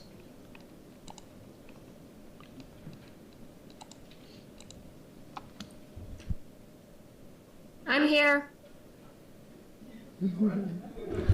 Well, sorry about that. Please proceed, Winter, and then we'll go to Christopher Shane Tanner. Yes, thank you. My name is Winter Torres, and I am the CEO and founder of New Mexico Eviction Prevention and Diversion. I second a lot of what Monet just said regarding the fees. We see those every day as well, and they are hundreds of dollars each month. And I had the honor of attending the Southern Christian Leadership Council's 16th annual luncheon this weekend, and was reminded of the importance of language. And I want to pass on to you things that were said there. And I think most importantly tonight is that love is not silence in the face of injustice. Somebody has to do something, as renters before me have said. You have to have moments of courage and to provide dignity to all of those who have God's breath inside of them. And in response to a couple of inaccuracies from, okay, thank you. Thank you. Chris Shane Tanner, followed by Chris Venegas. Thank you, Madam President and council members. Good evening. I'm Christopher Shane Tanner, Chair of GAR's Government Affairs Committee. I'd like to address specific concerns regarding 025-102 that remain problematic despite recent amendments. The first key point would be enforcement overlap creates confusion and risk. 025-102 creates parallel enforcement systems. The Attorney General's Office under SB 267 and City Code Enforcement, property owners could face complaints filed with both entities for the same alleged violation, creating uncertainty and administrative burden. While duplicate fines were removed in the blue line, the dual complaint process itself remains problematic and inefficient. Premature local action without state data is another issue. State Bill 267 became effective only 6 months ago, and we have no data yet on how state level enforcement is working or what gaps actually exist. We're solving for problems we haven't yet measured or documented at a local level.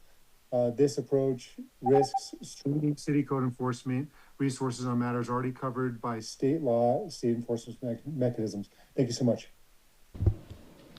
Chris Venegas, followed by Barcelon Costner. Good evening, council members. My name is Chris Benegas. I'm the president of the Greater Albuquerque Association of Realtors, known as GAR, representing over 4,000 members who serve community housing needs. A couple of points to echo off of Shane is GAR does support tenant protections and has consistently worked to ensure fair housing practices across our market. We recognize council's commitment to protecting renters, that we share that commitment. However, we believe O-25-102 local enforcement structure is premature given that SB 267 has only been in law since July 2025. We're talking 6 months. But we would like to talk about the value of our partnership. GAR and our coalition partners have already actively engaged throughout this process, proposing amendments and seeking workable solutions. So thank you to Councilwoman Rogers for your communication with us. While we appreciate the recent improvements in the Blue Line version, fundamental concerns about the enforcement overlap and resource allocations remain unresolved. The housing market works best when all stakeholders work together, owners, tenants, and policymakers.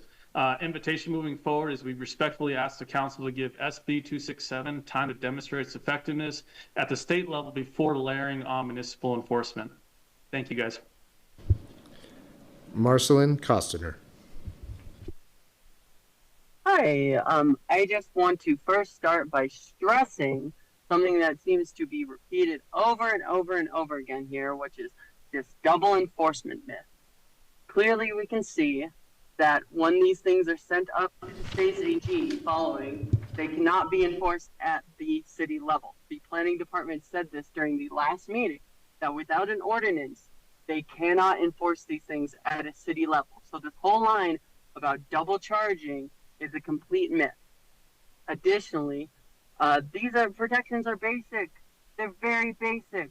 And without fees, if we amend out fees, there are no teeth to this bill. How can we expect landlords to change? How can we expect anything to be enforced when, one, we don't have the ability to enforce it at a city level, and two, we don't have actual fees enforcing anything? What is the incentive other than small inconvenience? We have to take care of people. This is crazy. These are the things that lead to higher rates of homelessness. Neglecting these things lead to people falling through the cracks. And the fact that we are here debating simple things like knowing how much we're going to pay for rent, how many fees we're going to pay, it's insulting. It's insulting as renters that we are given this little, that we are disrespected this much. Thank you. And then we're surprised at homelessness. Thank Get you it so much. together. Madam President, that concludes comment. Thank you. Thank you. So we're back on the bill 102. We have a motion and a second for a floor amendment number 6. Councilor Lewis. Thank you, Madam President. Yeah, you know, whether it be the realtors or many other groups, they recommended all kinds of amendments to this bill with the hopes of being able to pass a tenant protection bill. And the sponsor has taken those into account. I can tell you that this amendment did not come from anybody other than, you know, that was my understanding that there was an amendment like this. When I saw that there wasn't, I proposed it for the sake of discussion in the hopes that I could support a tenant protection bill, which is the whole reason why you do amendments on it, to gather more support for it. So I'm going to withdraw the amendment. Thank you, Madam President. Thank you, Councilor Lewis. So we're back on the bill as amended 5 times. Councilors, Vice President Champagne. Thank you, Madam President. Thank you to my fellow councilors for the meetings in between and deferring it last 2 weeks ago. House Bill 267 is common sense. It brings forth the thought of you need to know as a renter what the fees are going to be so you can budget. So I want to get that out of the way right away. This does make sense. It is state law right now that they need to be transparent about when they go into a lease or they put in an application, here are the fees. Here's what you would pay. If there is a trash handling fee, which blows my mind, and I heard it several times, but there's a trash handling fee. There is a fee to pay your rent. There's a fee for opening your door at the wrong hour. Whatever the fee is, you need to know beforehand. I also want to address something else in the sense that the state laws are passed. It's passed. It went into effect in July. There's state law for speeding. Police officers cite the state law for speeding. And the reason why APD does that is because they are state certified. They're allowed to to fine on the state level because they're state certified. If that's the case, then let's state certify code enforcement and they can enforce this bill. It has been in effect for 6 months. The counselor who sponsored this advised that AG didn't even know they were enforcing it. This is bringing to the attention to AG that they need to enforce this. That's what it was originally designed for. They have filed a complaint or went in to file a complaint. It got kicked back to the city. They are sent it back to the state AG's office, and if my recollection is correct, they haven't received it or don't know where it is sitting at the state AG's office. So we haven't even gotten the opportunity to see how this is going to be enforced, given the opportunity to see the feedback or data based on is it being enforced and how many times has it been enforced, because nobody knew. We talked several times about being an advocate and assisting our citizens, and that's what a lot of the public commenters came in and say. They say that accessible path to accountability. And I think in another term was the council power, the power of council to pass laws, the power of council to do budget, the power of council to advocate and be a representative for the people. There is already a state law going on that hasn't had any chance to take in an effect. I think the power of council should be to advocate for their people. And that's why I say that moving forward, there needed to be an education, there being an outreach, not necessarily in pass another law that to be frank, would fall on code enforcement that takes an average of 430 calls a month with 17 people. They have to prioritize, just like the police department have to prioritize of life-threatening situations, health and hazardness in the code enforcement side. They're responsible for all the code enforcement. We heard people talk about, Madam President, I'm sorry, I didn't write my time down for the 10-minute limit. I apologize for that, so I got 5 minutes. They talk about a roof leaking. They talk about a water heater. They talk about the heater, the AC that we just passed. They talk about all these things that are going on. This is only talking about transparency and fees, that a state law had already occurred. So I say the power in our job is to be an advocate for the people. Educate, help them, inform them, and be that conduit from the people in my district, the people in District 6 and 2 and 4, to say, here, let's start that hotline. Let's man it properly. Let's get it working, and let's be that conduit to the state to say, here, these are the complaints to the AG's office. Do something. You pass a bill, do something, and be that advocate for the people. And at the same time, educate them people. Say, here are your responsibilities as a tenant. Here are your rights as a tenant. Here are your responsibilities as a landlord, and here are your rights as a landlord. Be even on both sides. But I think there's a lack of, and I know this as a renter when I was younger, as a renter when I was growing up, a lot of people don't know their rights as a renter. To say, hey, they worry about that you have the right to complain. They worry about being subjected to, if you file a complaint, then the landlord now says, well, I'm not gonna, you were 2 days late, you were a day late with rent, there's a $50 fee now. So there's worry about that, but I think the power really comes in this particular incident as being that advocate to educate and be that conduit for the people to the state bill that's already passed to say, hey, we will be that data-driven conduit of the violations and help the AG's office to say, how do we solve this? How do we do this? Here's the information. Let's move forward together, not as a mirroring a bill or a penalty, but to actually help the state do what it said it was going to do. And at the same time, educate and empower the people that we represent. With that being said, I would actually, and I hate to do this to Councilor Rogers, but I would like to, based on what I'm reading in here, I would like to make a motion to defer this till after budget. And I say that before the groans go. If this does pass, we need to look at budget to properly give code enforcement the manning level to be able to really do this. One of the things I hated so much as being in the audience was seeing bills passed, and obviously State Bill 267 is an example. It's a state law that's passed that's doing nothing. Hasn't had the time to do anything, but nobody knew what was going on. So you talk about just passing something to say, here's something to pass, but we all know that the likelihood of it being really enforced is minimal because of the amount of manpower that it's going to take. So I would like to make a motion to defer this till after budget. We can advocate in budget to properly man code enforcement with additional manning level so that if this does pass, then they have the proper money and people to enforce it properly. Madam President? We're checking, but I think that the most that it can be deferred is 90 days. And what are we looking at, Madam President, what are we looking at a timeline for budget? April, so that's February, March. We get it April 1st, so it would have to be in the middle of budget discussions.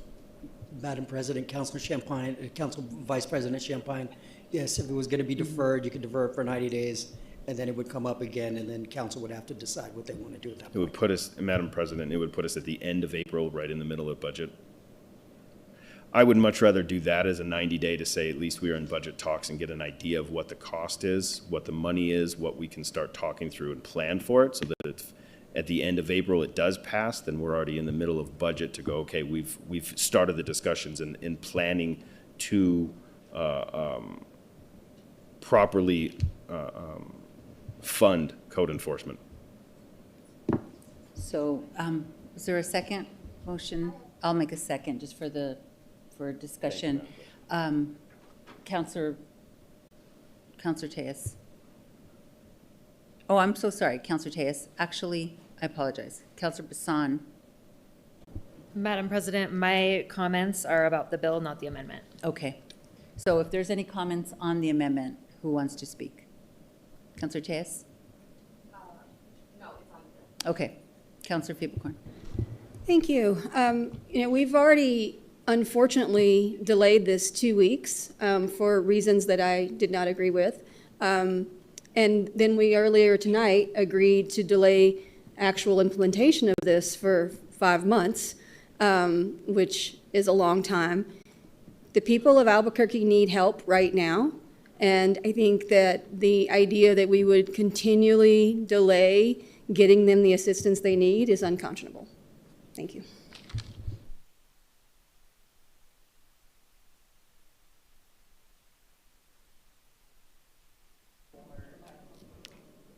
There's a motion and a second for a deferral for 90 days, ma'am. 90 days, and that would take us to, The middle of budget. but just specific day. Madam The second President, meeting in that would April? be till April 20, the meeting on April 20th. The meeting on April 20th. So is there any more discussion on the motion? I will just say that, I've spoke to the realtors, a couple of folks, I don't know their names, but just told them that I really think this bill is important and I think that it needs to pass. Sometimes the devil is in the details when we're doing things, right? And so, yes, when we talk about things being unconscionable, when we talk about those things and when we have public speakers come out and we really, when we talk about the fees and how that'll pay for the cost of this, our fees don't go to the department. They go to the general fund. So all that is discussed when we do the budget, right? So those fees aren't automatically in that department to control that. So there's all this going on. And then we have the state, to Councilor Vice President Champagne's point, is that we have the state that passed this 6 months ago. They don't know who's doing it or who's going to do it, if they're going to do it. I think really we need, instead of putting the cart before the horse, I think we really need to reach out to the state and find out, are you guys going to enforce it? What are you going to do? How is the enforcement going to look? And then if they say that they rely on us as a city to enforce it, well, then we need to bring it back and have that discussion about enforcing it, and then really have a reliable source on how we're going to be able to fund the FTEs needed to be able to put this forward. I mean, this is really important, folks. We can pass things and have things on the books like we do. Our department, to their credit, they do phenomenal work with the limited staff that they have. But, and then I think it was mentioned at one point that we'd put it into the consumer affairs. We don't even have a consumer affairs. So, well, it's not staffed, but, so, I just think that we've passed some bills that we kind of do it on kind of our passion about we're passionate about this. And then sometimes we have to go back and reverse that, right? And we've done that a few times. So like I've told the realtors, I want something to pass. I mean, that's from my experience, my heart. I want something to pass. I just don't want it to pass for the sake of saying, I get a gold star and it passed. Our job up here is to do the hard work that makes it uncomfortable, and hearing all the public speakers not knowing that they don't know all the details associated with this, and we're the ones that have to make the sausage. It puts us in a really tough situation. So for me, I mean, that I will go to the maker of the motion to end on their amendment, their motion. But yeah, I think that we're not ready for prime time yet. So I will go back to you. Do you have any final comments on your motion for deferral? Yes, Madam President, thank you. Like I said, I just want to do this right so that it isn't the state, just like we mirror the state of pass something and not know what's going on. I want to have a good plan put forward so that we can help the people in need, help the public that we represent. So I urge your support. So we closed the floor. I'm so sorry. So there's a motion and a second for a deferral for 90 days till the April 20th council meeting. All those in favor say yes and raise your hand. Yes. Yes. Opposed? No. So we have, so that motion fails. Okay. Fails on a 4-5 vote. Okay. So we're back on the bill. So then, were there any more questions on the bill? I think we had Councilor Bassan. Madam President, I heard a lot of points that I agree with, a couple that I don't, but I'll just go through my notes a little bit. It started with Councilor Lewis saying penalties in law assumes ability to enforce them. I 100% agree with that. I do not think we have the ability to enforce this in the city of Albuquerque right now. I think that code enforcement, I'm gonna risk saying this. I think code enforcement is one of my favorite divisions in the whole city of Albuquerque, and I appreciate them so much for what they do. It went from me thinking code enforcement was all about weeds and walls to so much more than that. And again, things I don't want to do, like things that I can't imagine what they do and where they go and the predicaments they're in, and protecting people too. The things I've learned about today are horrific, and I am grateful to all of the code enforcement officers that we have. I have advocated for more funding for that department, that division within the planning department. I withdrew my amendment with Councilor Grout for more funding at this time, but I can tell you, they need more money. And I agree that another thing is we can't point fingers to everybody, but yeah, I am pointing a finger. The state passed a bill. I'm pointing a finger at them. We need to hold them accountable if that's in the form of a memorial. Let's do that. But the AG should do their job if the state passed a bill. They should do the enforcement, because right now, currently in this matter, we don't have the resources to be able to assist something that another state department should be handling, and who has been told they should handle it, and who has agreed, and all of the things. I think that, this money, $250, I was gonna actually vote against the amendment because $250 fines is not going to fund what's necessary for code enforcement to actually be able to go out and do what they need to do to find the bad landlords. And I think that's another issue that we have to keep looking at. And so I appreciate some of the amendments and the effort in the conversation. I didn't vote for a deferral because I wasn't going to vote for this bill from the get-go. I still stand there with it. I think it's duplicative. Let's lean on the state and hold them accountable for what they have committed to doing. And I think that that should be our priority right now while we go after things that are happening that code enforcement absolutely needs to continue doing to protect Albuquerque. Are there any more questions? Councillor Tejas.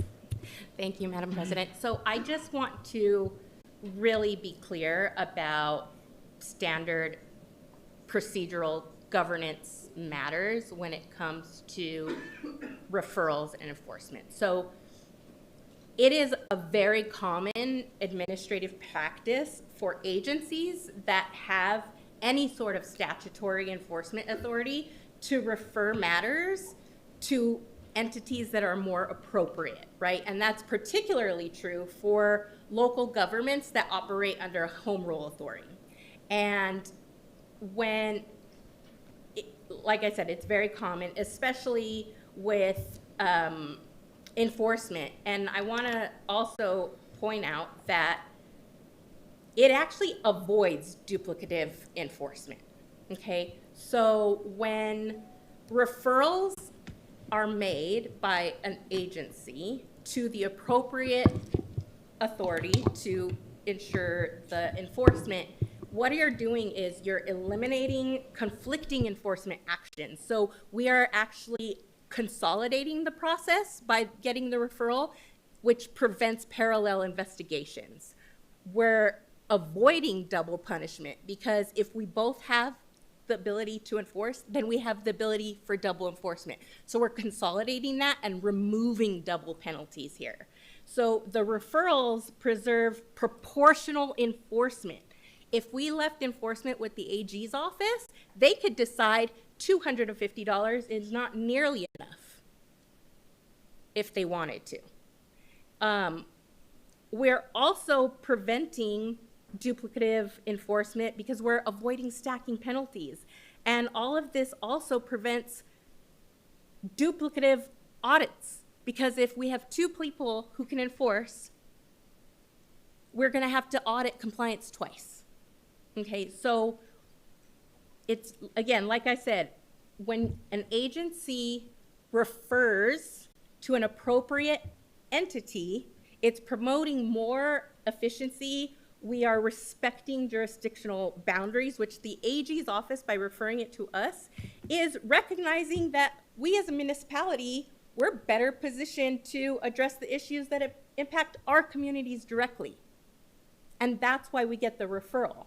And again, like I mentioned, it is common procedural governance for agencies to refer things out. State Labor Department will often defer to municipal HR rules. The Attorney General will often refer zoning issues to city planning, right? State procurement oversight will often defer to home rule charters. So these are not, this isn't duplicative, and it's very common practice when it comes to procedural governance. And at the, to address those concerns about duplicative process or enforcement or double punishment or stacking penalties, the refer actually prevents that. And I say this as an actual government accountability expert who worked at the state auditor's office for 4 years with all 189 municipalities to ensure that this was done properly and procedurally sound with regard to proper governance. Thank you. Councillor Feeblecorn. Thank you. I might have missed something. So Dr. Singal, can you explain to me, the last time we were here and I asked the director of planning if this was something that could be done by planning staff, I believe I was told yes. Has that answer changed? Madam President, Councillor Feeblecorn, that has not changed. I think the only standard of in our answer was that we would think we'll need additional capacity, but we do believe that code enforcement with an ordinance would prioritize life safety, as we've talked about, in their enforcement. So that is not changed. Okay. Thank you, Dr. Singal. It certainly sounds like folks have heard different answers. And so I'm going to go with what I've spoken to the director about and I've spoken to you about, which is that this is a life safety issue that the planning department has indicated publicly that they can prioritize. And so thank you for that answer. I do want to quickly say that I want to thank the renters who show up here time and time again, asking for help. I do want to say that we've said a couple of times up here that we just need to explain to them their rights. But I think the people that are coming here regularly and asking for help know their rights. They know what they should be getting, and they know what they're not getting. And all they're asking for is for the city to protect city residents. And I, for one, will be voting to hopefully get you that support, because I think it's a little demeaning to say you just don't understand what you need. You do understand, and you've been very clear for the last 4 years, every time you come here and give up time, your free time, to come here and ask for assistance. And I really wish that we would give that to you. Thank you. Councilor Bassan. Madam President, I just want to clarify what I recall hearing at the last meeting that we had was that, and perhaps I misheard as well, but was that the planning department indicated that they will do their best to enforce all laws and everything that they're responsible for doing, but when resources are stretched thin, they have to prioritize. And to me, human trafficking, sex trafficking, things like that, child abduction, that is also important. And I would hate to pit these two things together when we can also lean on a different agency that should and already has committed to helping out with that. Any other questions? Okay, we'll go back to Councilor Tejas.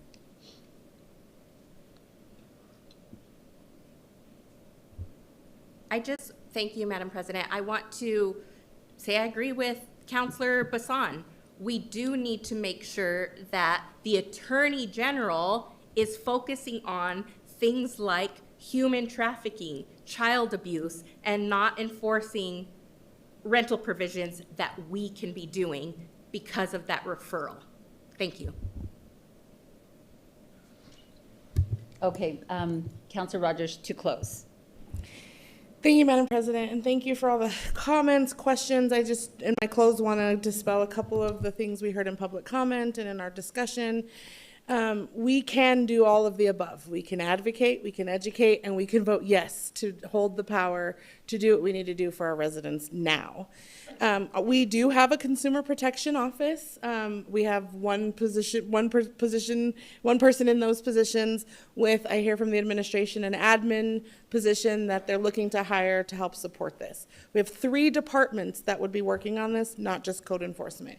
We already have a mechanism through 311 and online for folks to submit complaints to our consumer protection, which is exactly where the AG went to send the complaint to us. They went right online and sent that through our online portal that already exists.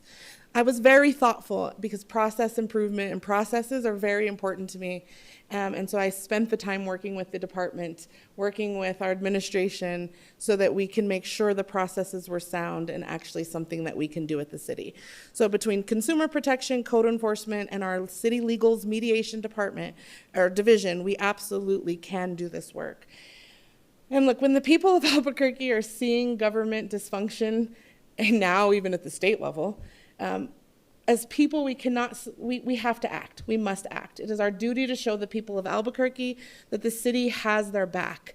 This shouldn't be one aisle over the other or landlords versus renters. This is about transparency in fees. When I was honored enough to become a homeowner, I was amazed at the transparency I got then that I did not get as a renter. I knew how much my mortgage was going to be. I knew what my insurance costs were going to be. Heck, I got a whole amortization schedule that told me exactly what I would pay in interest for the life of my mortgage. I knew property taxes, what those were going to be, and I got notified if those were going to be changed well in advance of the change. I was amazed at the transparency in those contracts. Entering into a contract with a landlord and a lease is still a contract. It's a legal binding contract that should have the same level of transparency that we get afforded as owners. Now, I absolutely am committed to continuing to do the work with our AGs.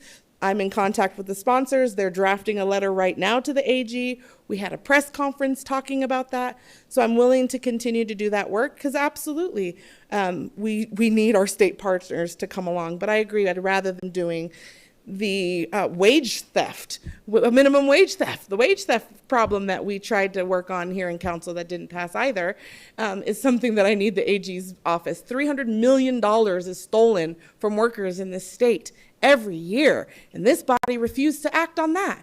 I'm just asking that we are asking for the same level of transparency we ask on this dais when we approve contracts through the city of Albuquerque even. Right? We get all the transparency on what those fees are going to cost and what the cities, how they're going to spend our city money.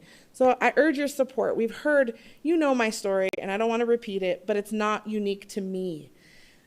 Hundreds of people throughout the city are facing housing instability because of fines, fees, and we're in a housing crisis. We heard from somebody that was evicted not because she couldn't pay her rent, because she received $10,000 in fees and fines over a period of time. These add up over time and made her in a position where she was unstable in her housing. We're collecting story after story, so I want to keep belaboring that. I urge your support. We can act, we can do something, and let's do it. Thank you. Thank you, Councilor Rogers. So we are back on 102 as amended. All those in favor, please raise your hand and say yes. Opposed, no? No. Motion fails. Thank you. So now we are on 04, Councilor Baca. Thank you, Madam President. This is 04 by request, adopting a small area text amendment to the Integrated Development Ordinance, IDO, to remove the parcel located at 229 Broadway Boulevard Northeast and the parcel located at 101 Lomas Boulevard Northeast from the Martineztown Santa Barbara Character Protection Overlay Zone. I move a do pass. Second. There's a motion and a second on 04. Are there any questions from councilors? Anybody signed up to speak? Yes? Yes, Madam Oh, President. this one is, It's quasi. oh, I'm so sorry. It's okay. I'm so sorry. Yes. So there's a motion and a second for a do pass. Was there a second? Yes, Okay. Councilor Rogers. Thank you so much. So this is 0264 is a quasi-judicial request which requires special procedures to allow the applicant, staff, and the public the opportunity to speak. The agenda item will proceed as follows. Council planning staff presentation, 5 minutes. Testimony by public speakers, 2 minutes each. Rebuttal by applicant, 5 minutes. Cross-examination by anyone who spoke during public comment, 2 minutes. Comments by planning department, if any, 5 minutes. Council planning staff, closing statements, if any, 5 minutes. And then city staff, members of the public, and applicants, an applicant must be sworn in. If you will be speaking on this item as a staff member or a member of the public, please raise your right hand. Where are you? Right hands. Is there anyone else? It looks like no. So, do you affirm under penalty of perjury that your testimony today will be true? And that's it. Okay. Mr. Cox, could you please begin with your... Madam President, just one intro. Based on the time, I need to make a motion. If we can hold off and make a motion to suspend the rules, to extend this tonight's meeting to 11:30. Second. There's a motion and a second to extend the meeting till 11:30. All those in favor, raise your hand and say yes. Yes. Opposed, no. Motion carries. So we are back on Mr. Cox. Please begin with your introduction. Council President, councilors, I am here to present on the Santa Barbara Martineztown CPO 7 boundary amendment. CPO stands for Character Protection Overlay. The image on the right shows all the existing character protection overlays within the city, and the image on the left is the boundary that we will be discussing tonight. Many CPOs actually brought forward sector development plan regulations, and that's where you see kind of the new or the added regulations onto the general citywide regulations you might find in a base zone district. The specific properties that we are discussing through this presentation and that are being proposed to be taken out of the character protection overlay are 101 Lomas Boulevard Northeast, which is currently a Burger King, and then 229 Broadway Boulevard Northeast, which was formerly many things, but most recently a detention pond and is city-owned in conjunction with a MAFCA as well, but located at the intersection of Broadway and Lomas. One point to point out here, you will find a gap between those two properties. That is an access point for USPS property that is behind these. That is not included within the boundary amendment and will remain within the CPO. Just some history to the site. As I stated, most recently it was a detention pond until the new pump station was constructed across the street. After that pump station was constructed, it was deemed not necessary to have that detention pond anymore. Prior to the detention pond, there was originally, per 1959 aerial, a factory of sorts, and the Albuquerques ran this factory. And just for a fun fact from our council staff, the Albuquerques are also the ones that contributed to the formation of the KEMU. For surrounding zoning and land uses, currently both properties are zoned NRLM, which is a non-residential zone district, generally looking at light manufacturing. The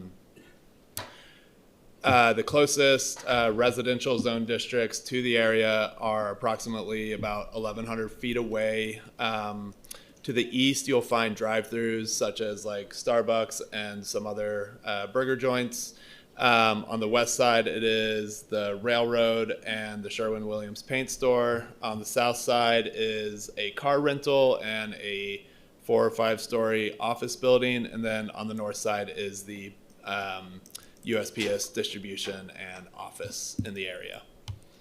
As far as policy or surrounding policy in the area, both properties fall within a major transit corridor, which has certain zoning entitlements tied to it, more specifically reduced parking and in some cases building height bonuses. But it is also within a quarter mile of a Main Street corridor, which gives it certain residential entitlements as well as height entitlements. And then it is catty corner to the MX FBUD zone district, which is our downtown form-based zone district, which allows essentially unlimited height. As I stated earlier, it is currently zoned NRLM, and according to the applicant, the eventual goal is to rezone it to something more sensitive and in line with the existing area. So the reason why the proposal to bring that out of the character, or those properties out of the character protection overlay, are some restrictions that come with that overlay. The first being an addition of required usable open space. So when you have a residential unit, part of a multifamily unit, you are required to provide usable open space. In some cases, that could be playgrounds, that could just be a greenery, what have you. Within the Martineztown, Santa Barbara CPO, as you can see via the numbers, 1 bedroom, you have to have 300 square foot, which is 75 square feet larger than the general. 2 bedrooms, 350 square feet, 65 larger.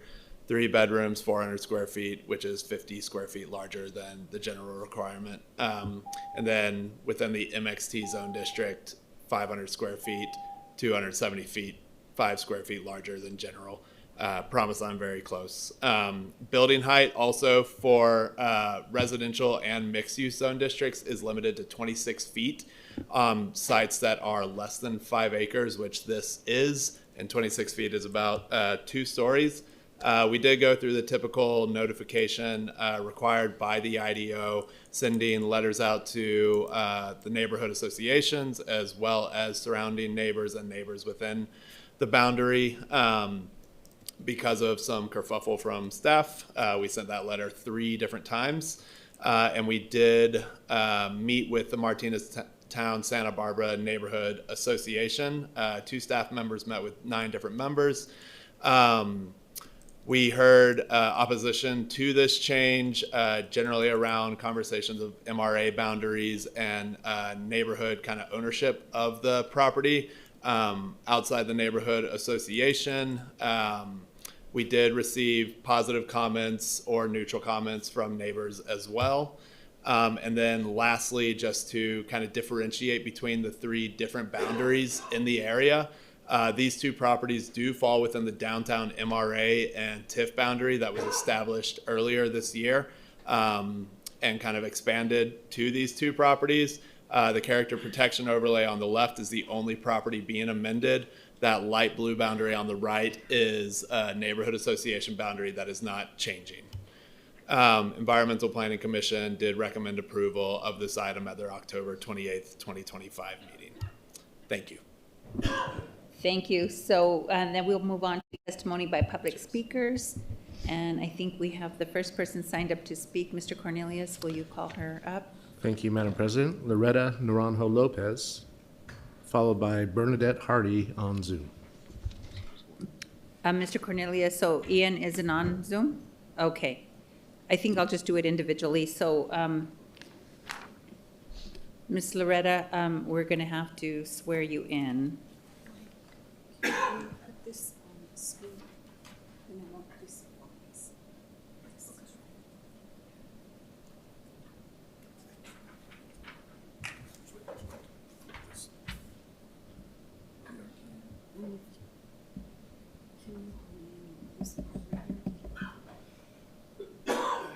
Okay, if you can please raise your right hand. Do you affirm under penalty of perjury that your testimony today will be true? I do. Thank you. Okay, you can go ahead and proceed.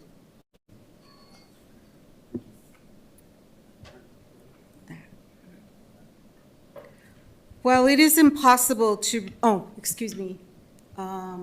Chair, President, Council President Pena, and all councilors. My name is Loretta Naranjo Lopez. I'm here representing Santa Barbara Martinez Town Neighborhood Association. While it is impossible to remedy the decades of mistreatment and deterioration of the Martinez Town Santa Barbara neighborhood by the City of Albuquerque, Santa Barbara Martinez Town Neighborhood Association requests that this amendment to the Martinez Town Santa Barbara boundary be deferred, or if deferral is not recommended, that the subject request be denied based on the staff report dated October 28, 2025. Please listen to the following arguments. The SB MTNA opposes 0264 because it is a piecemeal breakup of the city's enacted CPO 7 zoning protections for the Santa Barbara Martinez Town neighborhood. The subject parcels are geographically and historically part of the neighborhood, and development decisions for the parcels should be made within the rubric CPO 7. And I'm going to skip to number 5. 0264 is a quasi-judicial matter. The association is entitled to an impartial decision maker. Councilor Baca is an advocate, apparently the prime mover for 0264. Councilor Baca is partial to his project and should not participate in the 0264 decision. The council rushed public review of 0264. Council staff did not reasonably consult with Santa Barbara Martinez Town, and under the IDO, the bill should be deferred for consideration of its likely effects to the neighborhood. It is not clear what documents the council has considered and will be considering for this matter. Those documents numbered consecutively should be available to the public for review and comment well before the council hearing date. O-26-4 appears to be one piece of an overall development pushed by Councilor Baca and the Council for Downtown Development, and all applicable council actions and submissions leading to the bill should be part of the record. I would just like to say that this shows our MRA that was totally ignored by this council. And I thank you for this opportunity to speak. What I'm stating is in the letter I sent to you on Friday. Thank you. Our next speaker. Bernadette Hardy.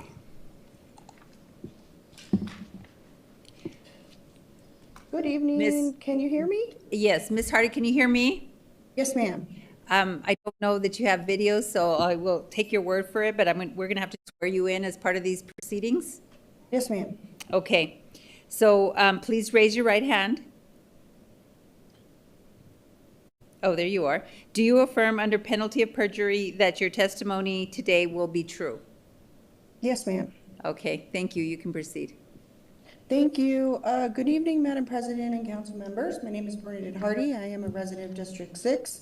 I'm just here speaking in opposition to 026-4.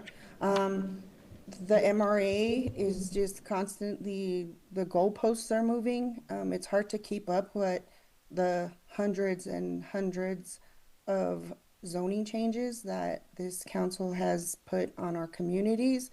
To me, it's land theft, what you are trying to do to Martineztown, one of the oldest neighborhoods in Albuquerque. I'm a graduate of Albuquerque High. This is not right. Protect this community. This is overstepping. Do not pass this. Thank you. Thank you. So next we have rebuttal by the applicant, 5 minutes. So there is applicant is not present. Then we have cross-examination by anyone who spoke during public comment. So that wouldn't be necessary because the applicant is not here. And then we have comments by the planning department. Mr. Cox or Mr. Varela? Madam Chair. Madam Chair. Councilor Baca. Thank you, Madam Chair. Although I'm doing this by request and staff has kept me out of this, I have actively tried to move this. In fact, I did. Right, I moved the motion to do the into the MRA and TIF, and so just out of an abundance of caution, I do feel like I should recuse myself on this one and step away from the discussion as it takes place. So. Okay. Thank you. So is that proper documentation for the record? Okay, thank you. So comments by planning department.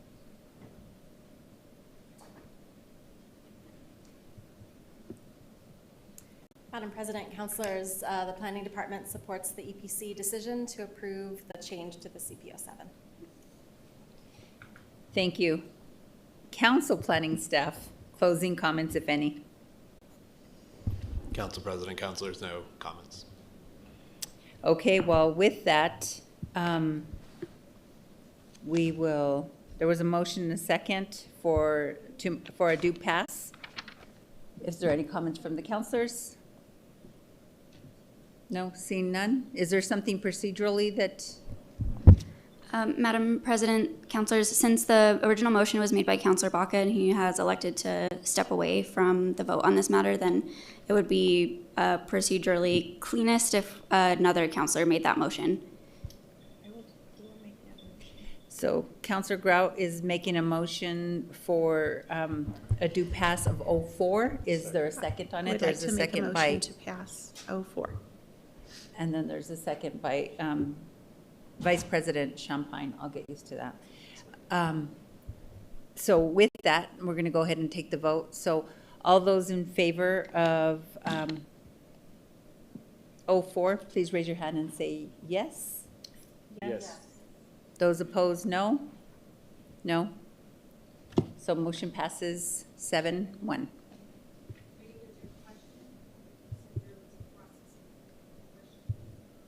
No.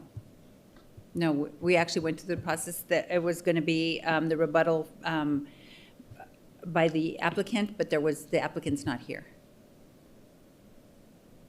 So Thank you. So with that, is there something I'm missing? No? You brought this back. Does it go now? Okay, just one second. Counselor, Vice President. Madam President, it goes to February. Okay, I just wanted to be sure the motion to revive 26.5. I'll make sure we cover it. Okay, thank you, Madam Okay. President. So there be no further business. This city council meeting is adjourned.